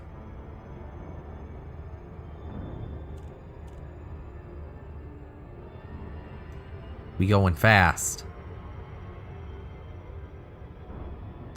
Possibly, but usually it requires more mass to create a black hole, but the science isn't definitive. That makes sense. Yeah, because I mean, they don't really know what they're doing. That's why they're experimenting, to see what happens. I don't know. I feel like it's definitely good to experiment to see what happens, but at the same time, it's like terrifying because you don't know what could happen. So it's like you are taking a chance. And I feel like within a particle accelerator, you could be taking a really big risk because you don't really know what's going to happen. Like, you could think that, oh, by making this particle accelerator and trying to make a particle go faster than light, we could achieve faster than light travel because we can observe a particle moving faster than light. But it's like, how do you know that's what's going to happen? That single particle is going to move faster than light? How do you know that because it moves faster than light, something's going to happen to the particles around it? And in a bigger radius than what you're expecting. You know what I mean?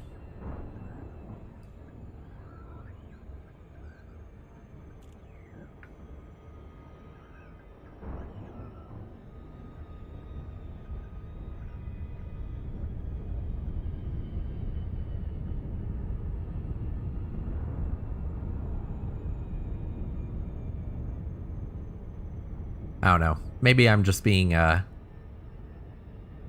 pessimist. I don't know. I'm just spouting things, you know, that I'm thinking about on the matter. Matter. Get it? Cause they're trying to get matter to move faster than light, but matter as in this subject. Puns. Too funny.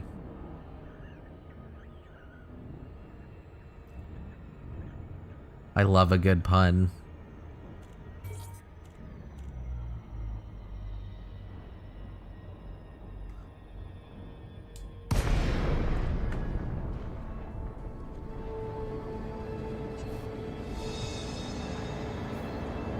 All right, we're here.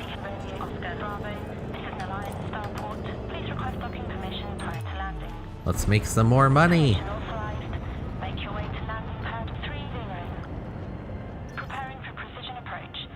Yeah, I feel like to create a black hole, it would need more mass.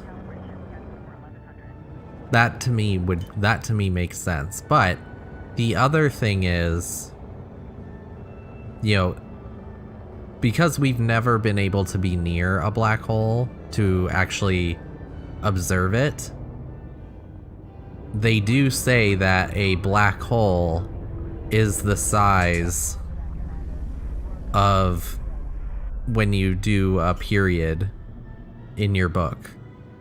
Or on here on chat, the period. That's what they say the size of the black hole is that size at its center. But it's like, how do they know that? Is that actually true?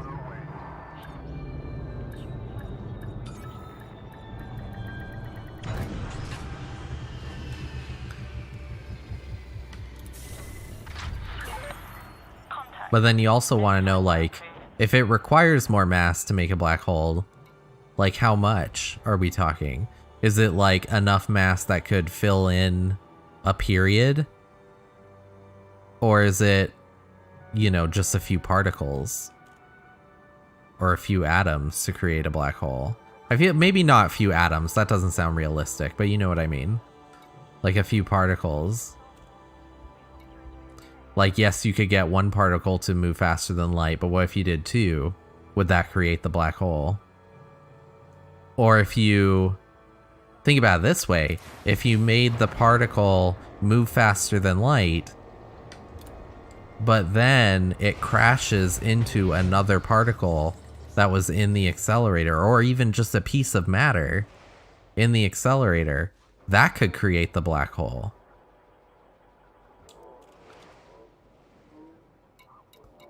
I almost feel like a black hole is created, like what they say is like a black hole is created because of a huge amount of gravity in one point, I guess, and then it creates that black hole because it's just sucking in everything with its gravity. And the gravity is so strong it even takes in light.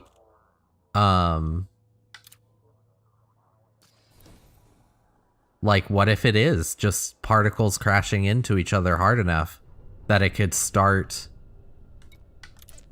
a mini black hole, and then it just grows and grows because the gravity just gets stronger and stronger because it's like collapsing in on itself. That'd be interesting.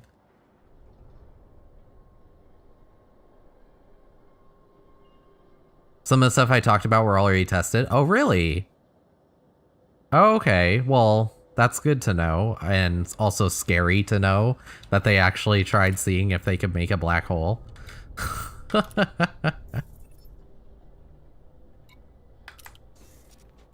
Oh yeah, 111 million credits. Huzzah! That's amazing. Making so much money on this. Adam, I really hope you're doing the community goal, because I'm making a ton of money doing this.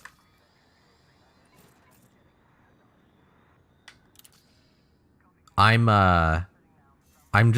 buying the, excuse me, I'm buying the personal weapons and then selling them to the McDonald's station as part of the community goal. And the personal weapons are making me a little over 5 million credits each go round, and my inventory that I can hold is 160, so it's pretty good. So if you can hold more than that, you're gonna make a killing.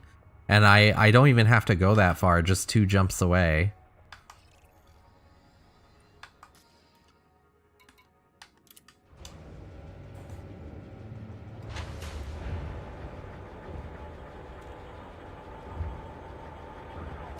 China has a reactor that goes a lot above the temperatures of the sun. Really? It's the hottest reactor in the world. Oh my gosh, that's scary. What kind of material do they have to use to contain that heat?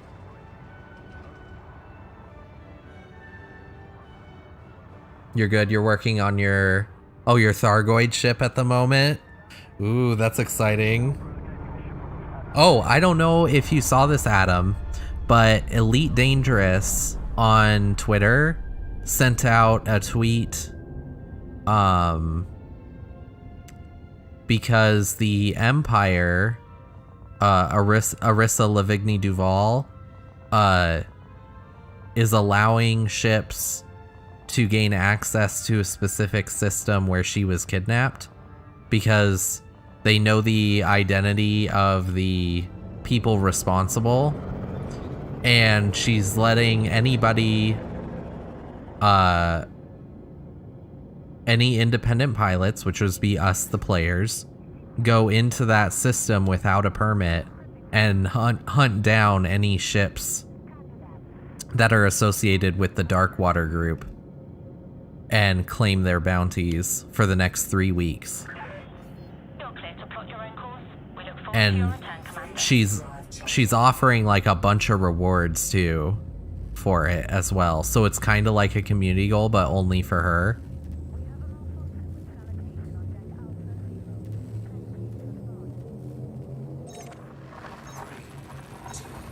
Yeah, it sounds really exciting, and it's going for 3 weeks. So you got plenty of time to do it, but it's functioning just like the community goals.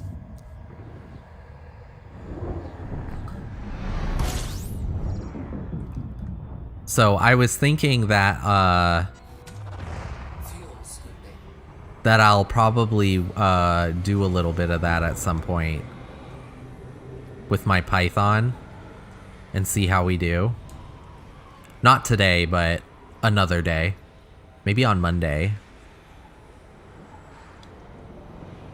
Just to kind of see what's going on. How crazy is it? Disengage.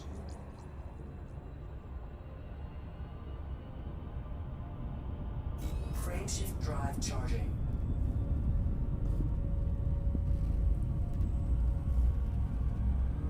Three weeks is the time to get the level 3 oath reward.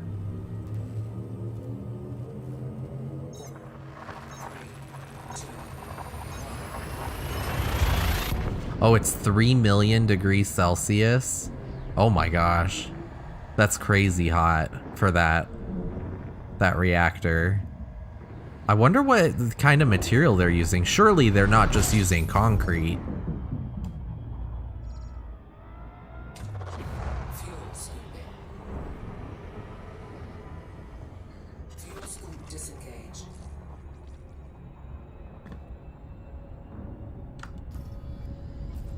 Oops.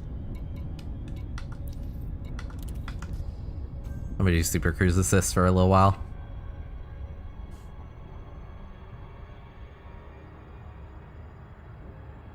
You forgot we're not on Twitch. Yeah. You know what's funny, Adam, is so I streamed on here on YouTube yesterday and today, and my connection to YouTube servers, like uploading my stream, like the connection, has been exponentially better than Twitch's, because whenever I stream on Twitch, I have connection issues. Like my chat keeps disconnecting, and like my stream gets like really framey, like I drop frames, and it's just, yeah. But the issue with my chat constantly disconnecting is so annoying. And part of me also wanted to test streaming on YouTube to see if the same thing would happen on YouTube, because if it does, then it's for sure my end. You know what I mean? It would be it's my computer doing it. But my connection here on YouTube is excellent. I'm not having that issue. Like, my chat has not once disconnected. I've never had that issue here on YouTube.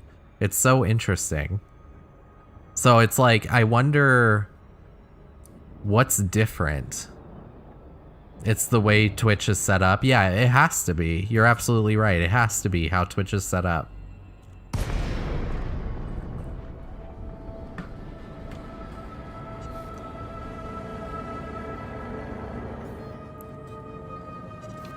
All right, let's get on in there. I want my money, my weapons, so I can make money.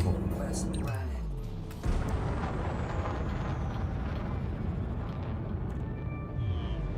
Oh, it's metallic, though the composition is a secret. Oh yeah, of course they're gonna keep it a secret. Lightning gets hotter than the sun, so maybe something with very good insulation on the outside and conductivity on the inside to divert power in proper locations. Ah, yeah, that makes a lot of sense, Frizz. That makes a lot of sense. Scan detected. Landing gear deployed. It must be massive. It must be absolutely massive. Like, I bet the walls are just so thick on it. Like, it'd have to be. That's crazy. Docking successful. Engines disengaged.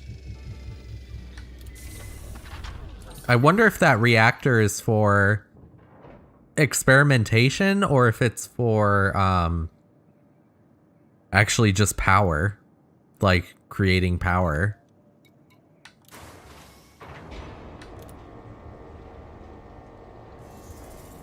These things are built underground for a reason. That's true. That is true. The Earth is the most natural insulator you can have. It's experiments? Oh, okay. Makes you wonder what they could be doing. Like, what kind of experiments? Cargo hold at maximum capacity. Especially if, like, it's getting hotter than the sun. Freaky. It's freaky.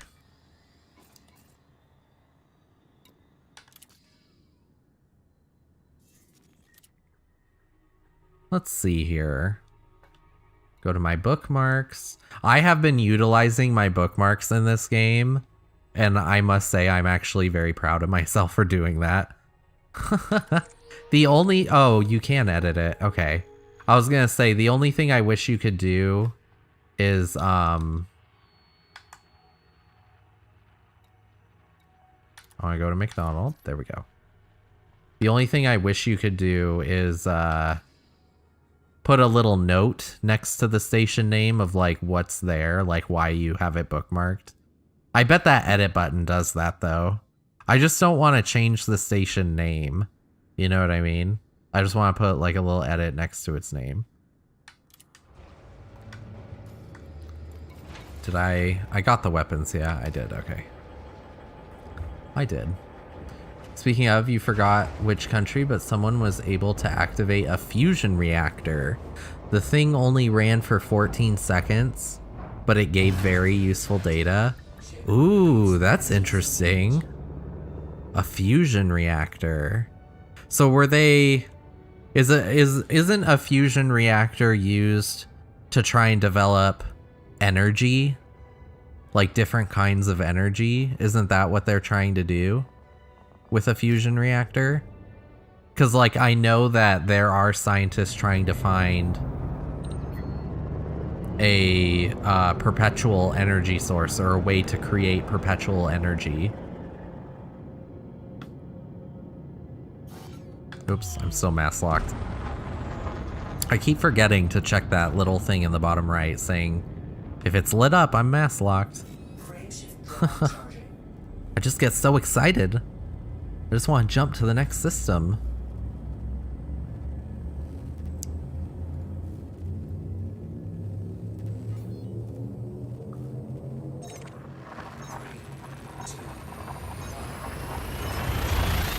Engage.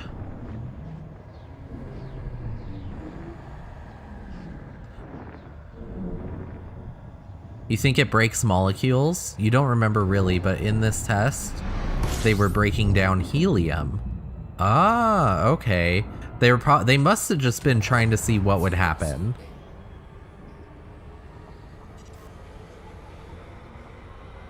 And then if they just learn from it by doing that. And then from that data, develop something. That must be what they're doing. Rather than being like, we're making a fusion reactor to try and find a perpetual energy source. Like, they don't know that's what's gonna happen, so they make a fusion reactor to try and break down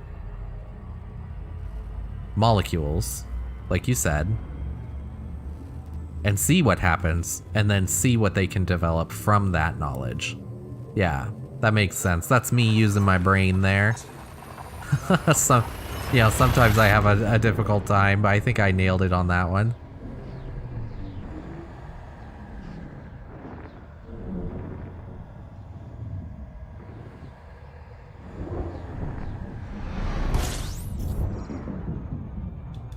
Oh, I have links completely blocked, Adam, through YouTube. I can't do a permit on here. You, but Adam, post it in Discord.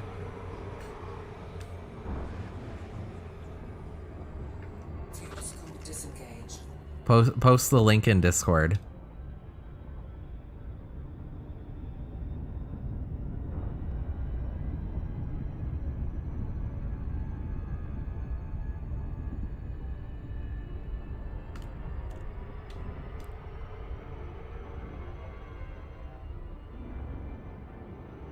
Oh, here we go.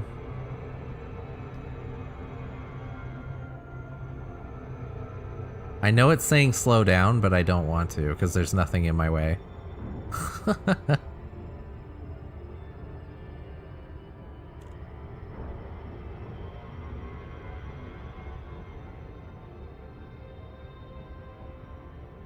Oh, I just realized if you do this, if you like turn from left to right, it keeps your speed from going crazy out of control.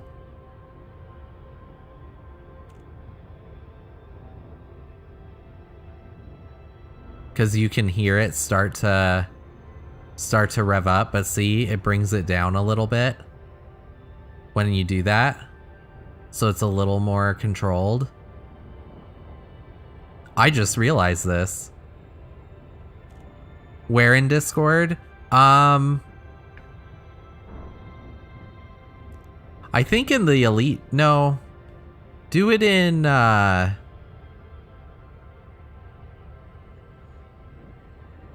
do it in just chatting. I think that'll be fine. Because if anybody wants to... Oop, I kept it up too much. If anybody wants to talk about it, I think that would be a cool place to do it.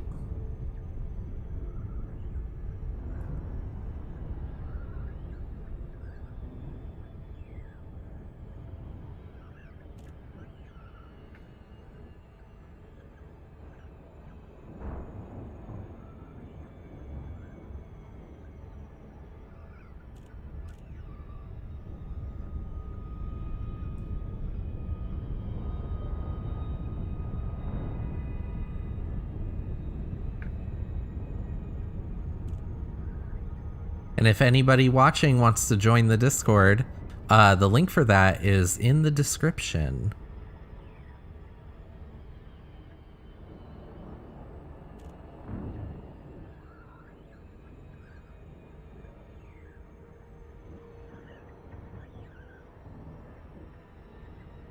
All right. We're here. Wow, that wasn't bad. I think I did pretty good on that little flight. We definitely made it here faster than if I used the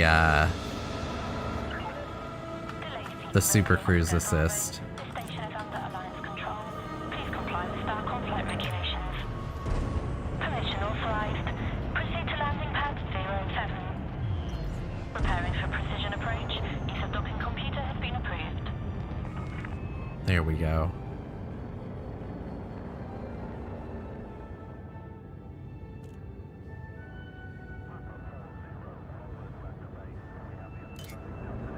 He's learning. I know.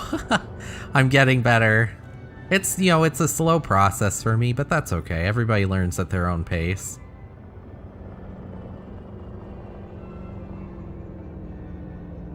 But I feel like I'm learning. I'm starting to notice more little things in the game.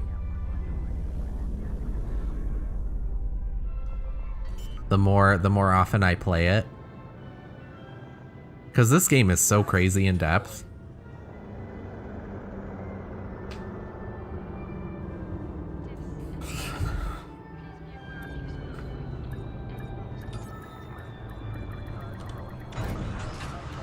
All right.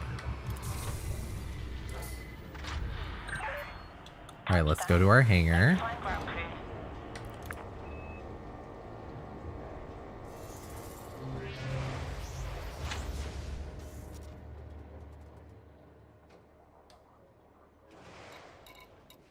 And let's sell those weapons.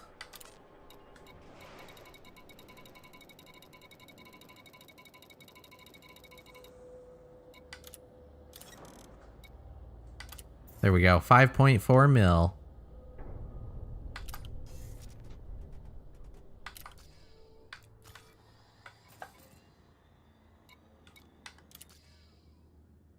Excellent. You know, I'm actually really excited to be getting that new computer because there is another simulation game that I really want to play. And I don't know if any of you have heard of it, but it's called Gas Station Simulator, and it looks so fun. It looks so fun.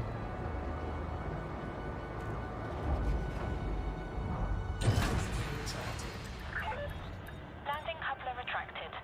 Here's a little thing for you. If you slow down and don't, if you screw up and don't slow down before the 4-second mark while super cruising, keep the speed in blue, turn to either side so that you're facing 90 degrees away from the station and wait to slow down.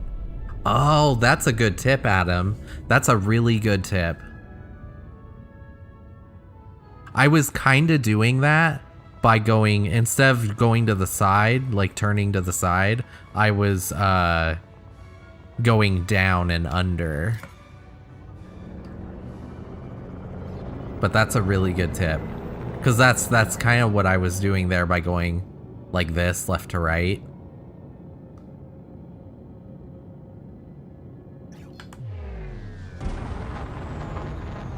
Frameshift drive charging.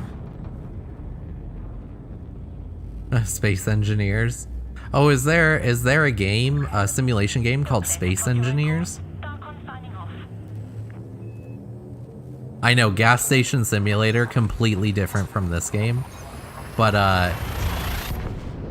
it just looks so fun. I've watched some people play it and videos on it here on YouTube, and I really want to play it myself.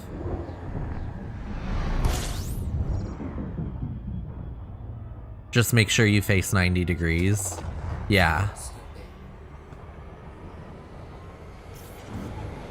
I need to go around the sun.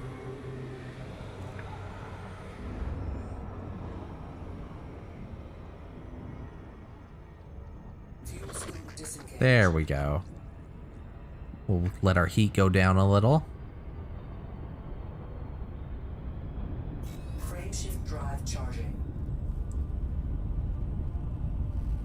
Space Engineers is basically a space sim where you build your own ships. Oh, okay. Wait, I think I've seen a preview for that, because that's a new game, right? It's like in development. I think it's in early access.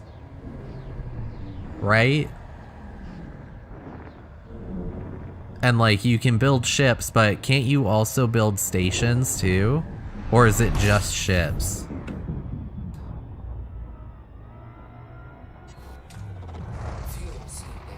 Fuel scoop disengaged. Because that would be pretty cool too. Because you also have to put like thought into it as well.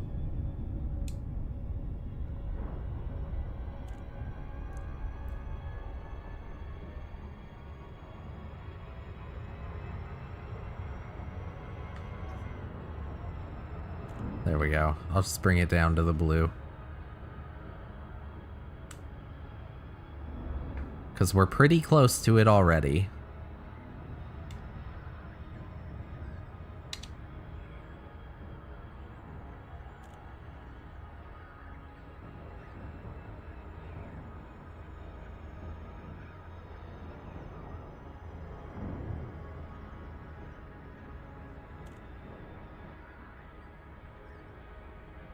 We're almost there. Bit of geometry to annoy you. If you take a circle and mark its center, the line that connects to the circle's side, don't know the English name, is always 90 degrees. Oh yeah, that makes sense. That absolutely makes sense. It will always be 90 degrees from the when it's drawn from the center out. That doesn't annoy me. Why would that always annoy me?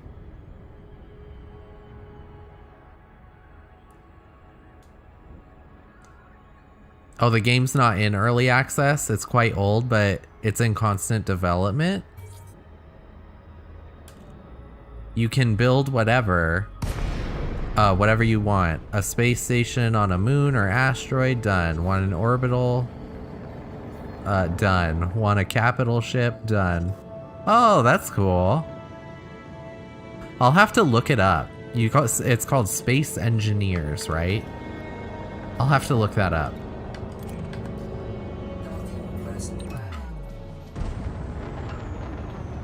Oh, because math.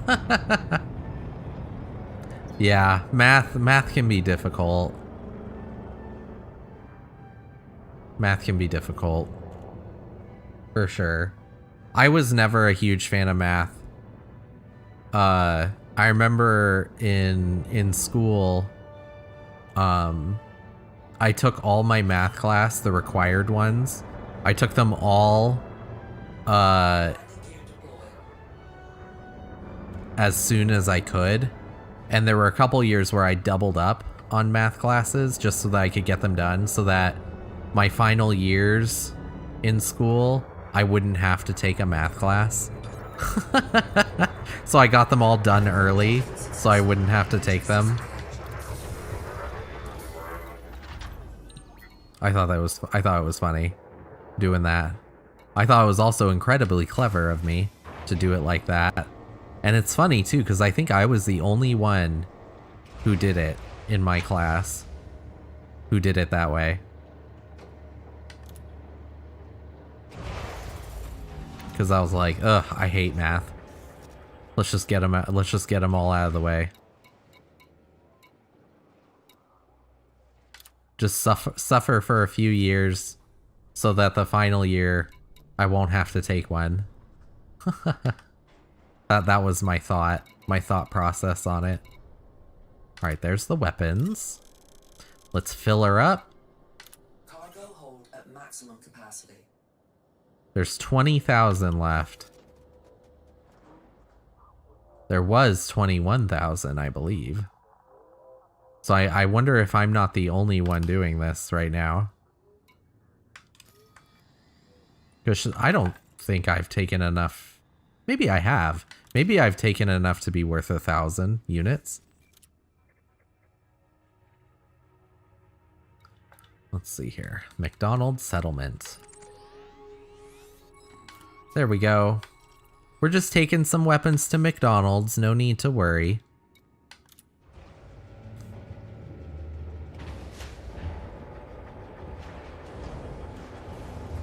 Oh, you can't click off the stream without the whole YouTube app closing? Oh, are you on your phone, Adam? Is that why that happens? Because you're on your phone? Ship release. Engines engaged.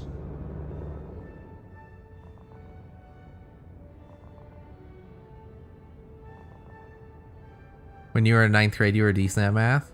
Because you had a good teacher? And then you got a new teacher and then your math grades dropped. Oh gosh.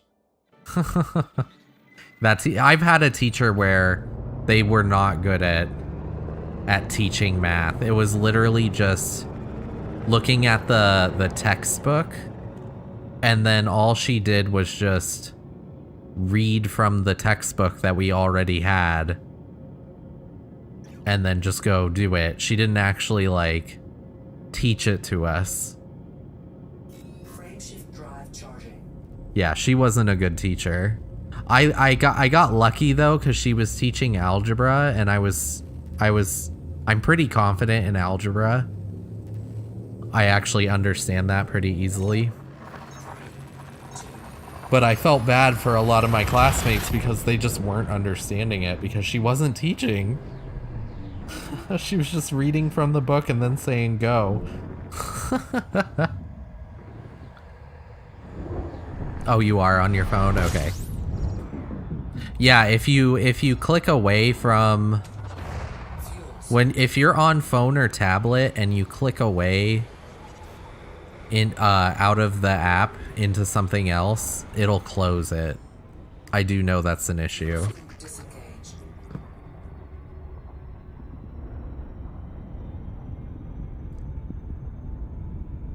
And it is unfortunate that that happens. Definitely, for sure. But I don't know about you, but like for me, Twitch did the same thing for me. So that's why I was like, it's not much of a difference.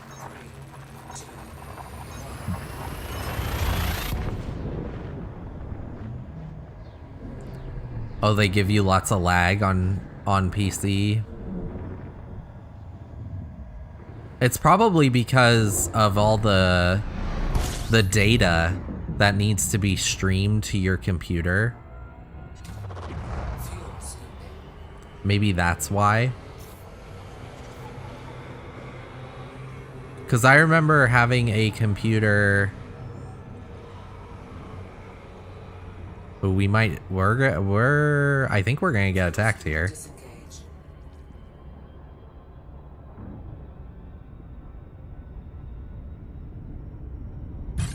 Yep. Let's submit. I want to take him out.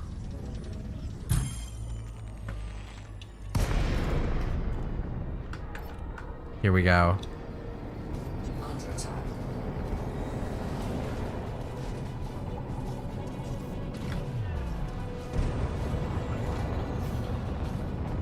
Where are ya? There you are.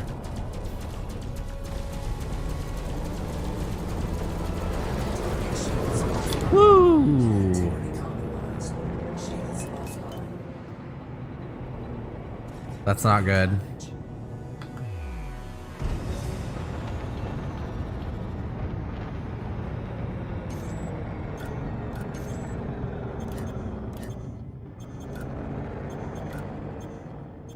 Frame shift charge detected. You ain't going nowhere, buddy. Target shields online. Oh, his shields are online?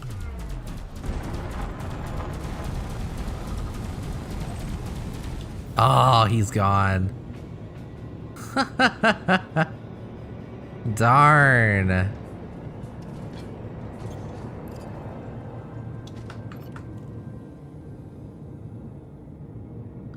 Alright, well.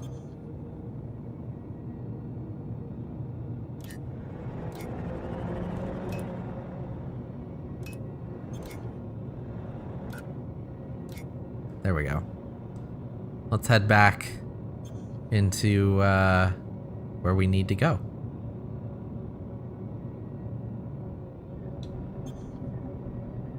Alright, here we go. Yeah, keep the throttle in blue always. Yeah, I need to remember to do that. I was just like, pedal to the metal. Frame shift drive charging. 4, 3, 2, 1. Yeah, we're getting out of here before that police scan happens.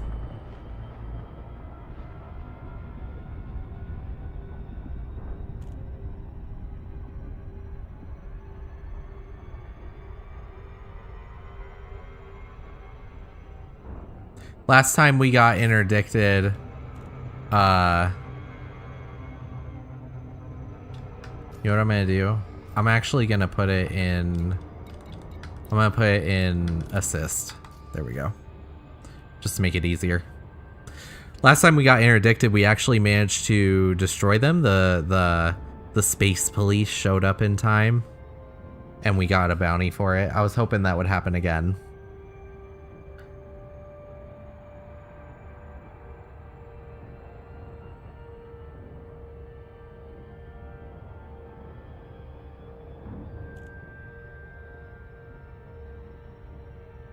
Oh, Twitch doesn't do that to you? Huh. It does it to me.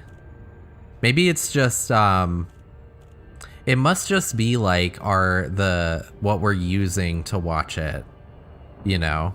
That's what I think it is, if that's the case. Cause yeah, honestly, YouTube works better for me than Twitch does. I have so many issues with Twitch, especially trying to stream to Twitch. Like, my chat is constantly disconnected and I miss a lot of your guys' messages. I miss a lot of them because it's constantly disconnecting and then reconnecting. And in that time frame, I miss messages. And that sucks because I want to see everybody's message. You know, I want to be able to respond to all of you. So it disappoints me. But here on YouTube, honestly, the interface is so much easier. It's so much simpler and clean. I have a lot more control. And the chat does not go away at all. It doesn't disconnect or anything. It's wonderful. Yeah, I really like it. I really like how YouTube has theirs set up. I just have a better connection with YouTube. I'm still gonna keep streaming on Twitch, of course. I'm not gonna stop streaming on Twitch. But I'm just saying, like, my experience so far has been favoring YouTube.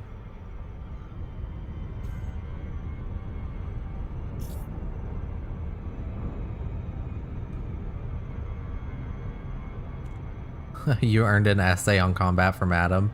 After interdiction submission, immediately boost and put your throttle to blue until you face your opponents, if it's a light opponent. After facing the opponent, put the ship in reverse, keeping the blue. Then light them up. If it's a heavy target like a Conda or Vet or Cutter, medium ships included, you do the same thing, but after you boost, go to sub-targets and target the power plant. Then go into a maneuver battle because you won't win a head-on battle in a Python against a Vet with engineering. That makes sense. That makes a lot of sense. I'm gonna have to remember that. Jeez, Adam, you got the tactics, man.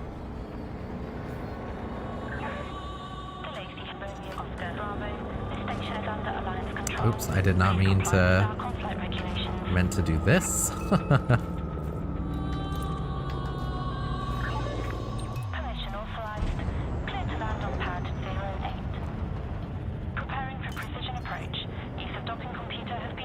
At least we didn't lose any cargo, so that's nice.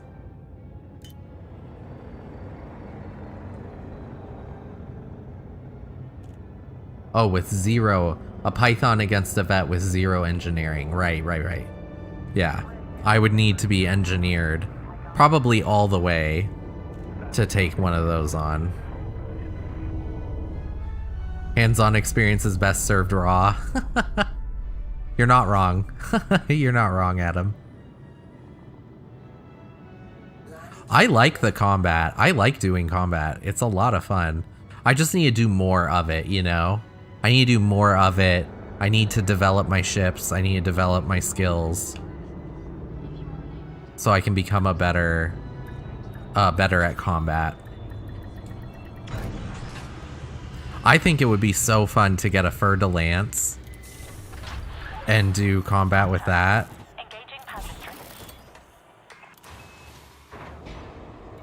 Alright, let's go into Starport Services. Alright, before we sell this stuff, I'm gonna go into Advanced Maintenance and do the repairs. There we go. Alright, now let's sell our guns.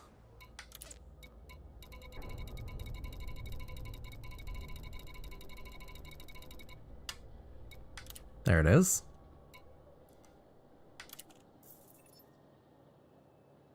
Look at that, 122 mil. We're doing great. I think we got one more trip in us. Let's do one more round.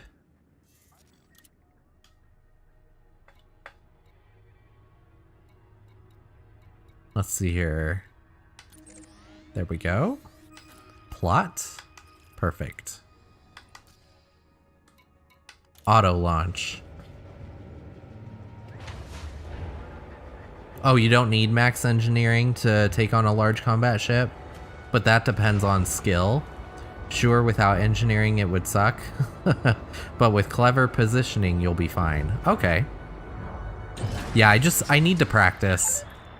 I think doing the bounty hunting against NPCs will be really good practice.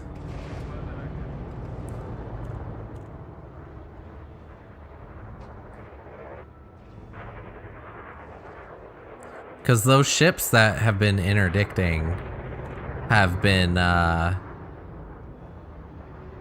strong. Because the ship that interdicted us earlier in the stream was pretty strong. But the only reason it managed to blow it up is because the security forces took most of the, or did most of the damage. I ended up just getting one hit on them.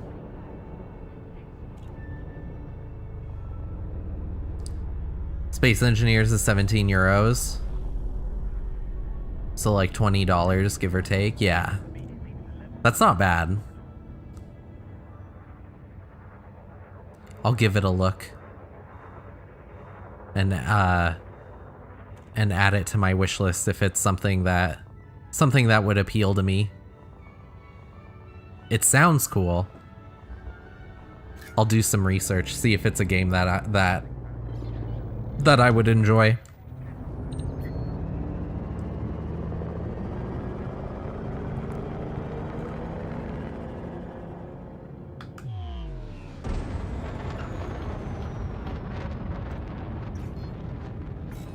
All right.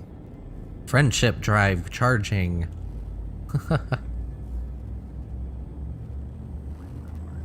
You know, there's I saw a game that is in early access.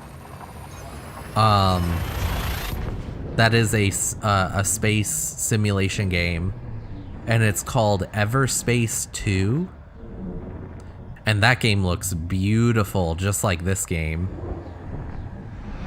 It looks so pretty. I don't know if you've seen that, Adam, or if anybody in chat has seen it, but it looks so pretty. I really want to try that game.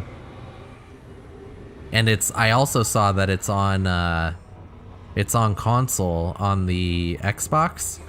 Disengage.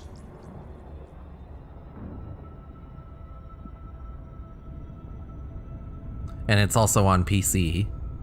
Frameshift drive charging. The biggest reason why you like the crate for combat is the fighter bay. If you're rusty, then it's really nice because you get the bounty for being a bullet sponge, more or less. That's pretty cool. I could still buy a crate. I have enough credits now that I could get a crate. I know there's a lot of people who like the crate. I know you're one of them. You bat for the crate every time.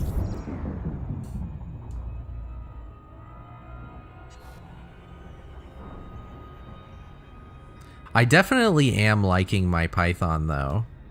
I do think my Python's a lot of fun.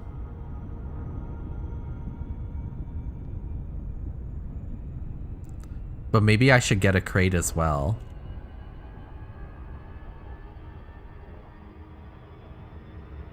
What do you think, Adam? Should I get a crate?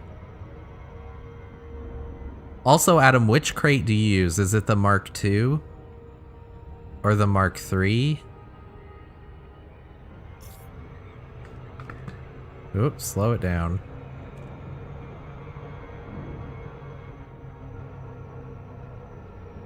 Back into the blue.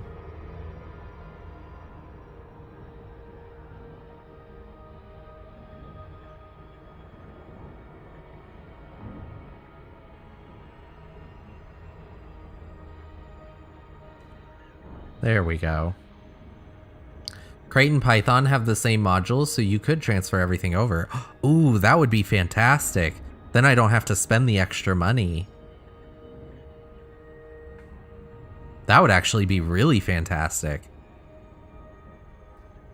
Mark II is for combat. Phantom is an explorer. Okay. Yeah, I want to test. I want to see if which one I actually like better. Because, you know, I'm not going to know unless I actually fly it and test it. Yeah, I would go for the Mark II then, because I want it for combat. Phantom is basically the lesser but more expensive Asp Explorer. It's lesser but also more expensive. That's horrible. Isn't a lot of people like the Asp Explorer, don't they? Like, is that a good ship?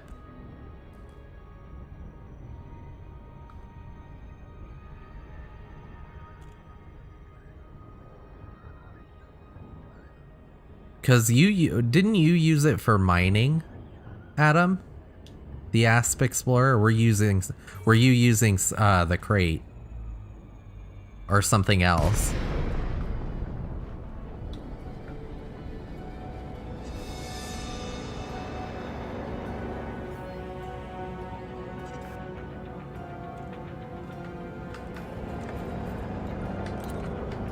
All right, let's dock.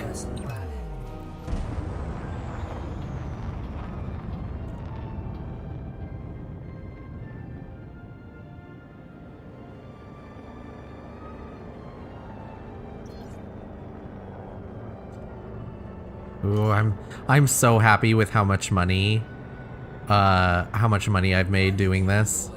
Scan detected.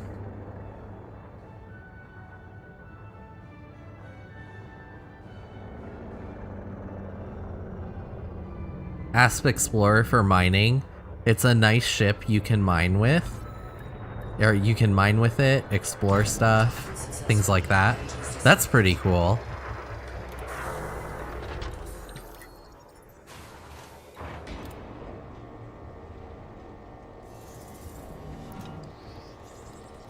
I feel like I'd probably use my Python for mining.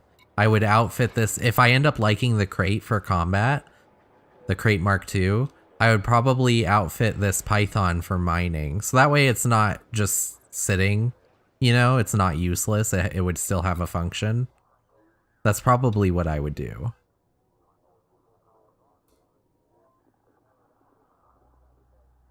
If you put a scale of best explorers from first to third, it would be 1 Conda, 2 Asp Explorer, and 3 the Crate Phantom. Ah, okay. Okay. That's good to know. All right, let's buy the weapons. Here we go. All right, buy. Cargo hold at maximum capacity. Excellent. All right, let's make our way back to McDonald's. Mickey D's.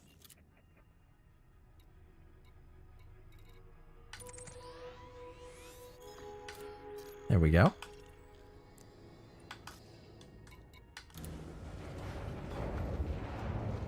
It can be your bubble bus too. Oh, that would be cool. I think my dolphin is pretty much my bubble bus. Python, in fact, is the best miner in game. If you're into core mining, laser and subsurface are still dominated by Conda though. Ooh, I would do core mining. I think I would do core mining. Because I haven't done that yet. And from what you have said, Adam, core mining makes you a lot of money.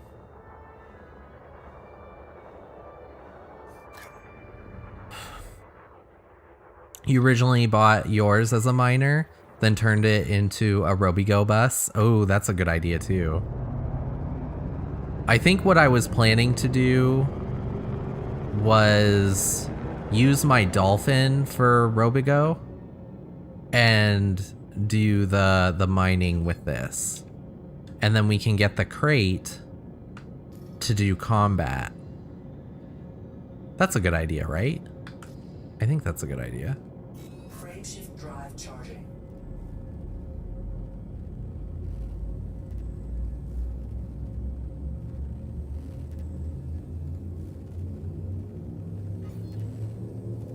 It's been nerfed to hell, sadly, but it can still make decent money. Oh, really?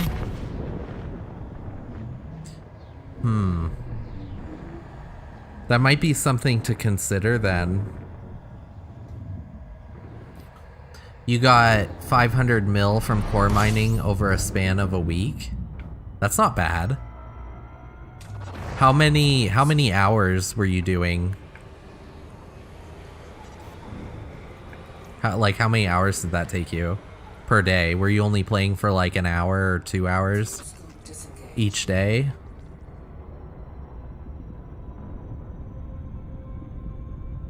Frameshift drive charging.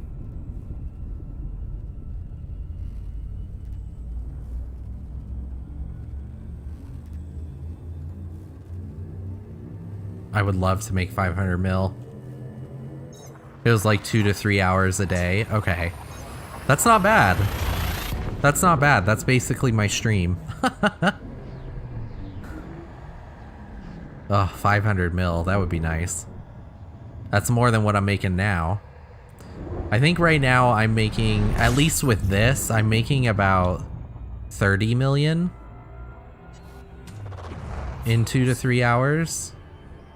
So if I did that for a week, that would only be like 210 million. So it's still less than that 500 million, not even half. So yeah, that's pretty good.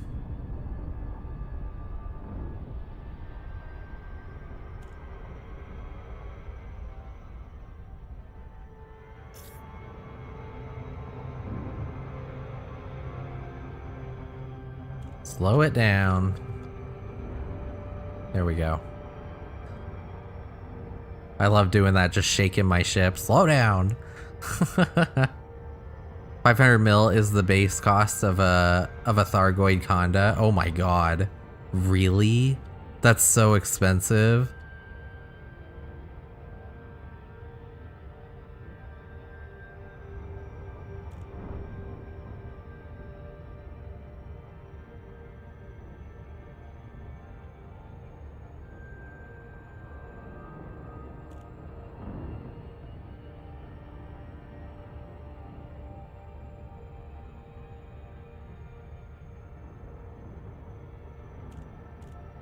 Ooh, we're almost there. Well, 500 plus, but still. That's a lot. That's a lot of credits.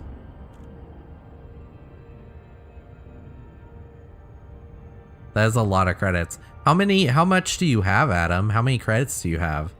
Are you spending most of your credits to do this? To do the Thargoid Gonda?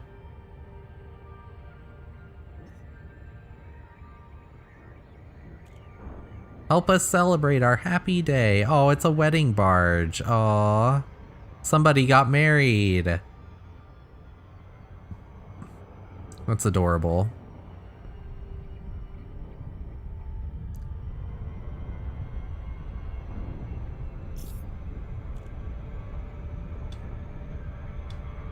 Oh. It's not slowing down. We gotta Lupa shame it.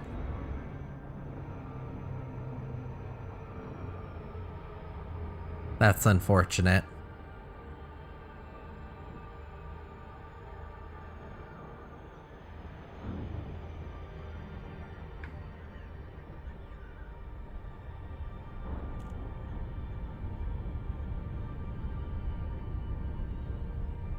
I thought I wasn't gonna be doing a Lupa shame on this one. On this run. Shame. I thought I was doing good. You don't need to wiggle when flying. As soon as you see the time go to 8 or 7, put the throttle to blue. It'll slow down perfectly. Okay.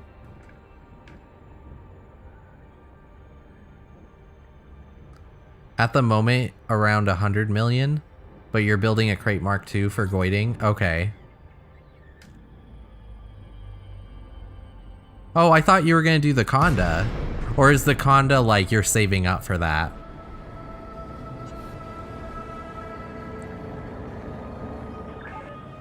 To Lacey from Romeo Oscar Bravo. This is an Alliance starport. Please request docking permission prior to landing. Request docking, please. Access granted. Make your way to landing pad or... Fun fact, if you see the message appear and go into contacts, you'll see an orca named the wedding ship. Oh, really? Oh, I think it's way past. Yeah, it's way past. Oh, that's cool though. Next time we see that, I'll have to check.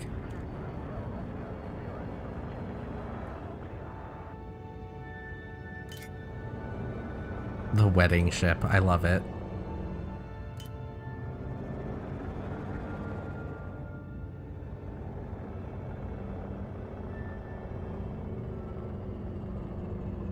All right, we're coming in.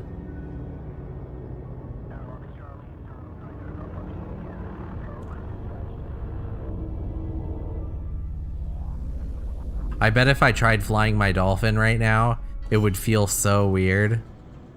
Because it's so much more maneuverable than the Python. You're gonna save up for that once you have experience. You'll also need to work for Ashling, because large ship Goid builds tend to use prismatics. Ah, okay. And she is the princess of prismatics. Ship is on the deck. Alright, let's get in the hangar. And let's deliver the personal kitchen appliances. All above board. Nothing illegal going on here.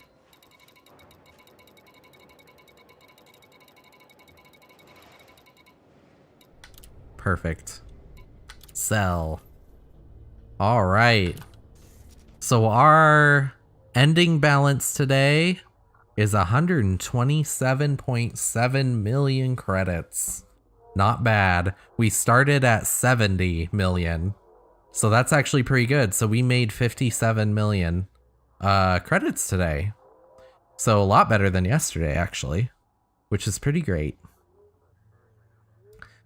That's the feeling you get when switching from your conda to your bounty crate. This is just so much easier. You're trying to understand passengers. Why would they ask for kitchen appliances? Oh, the passengers didn't ask.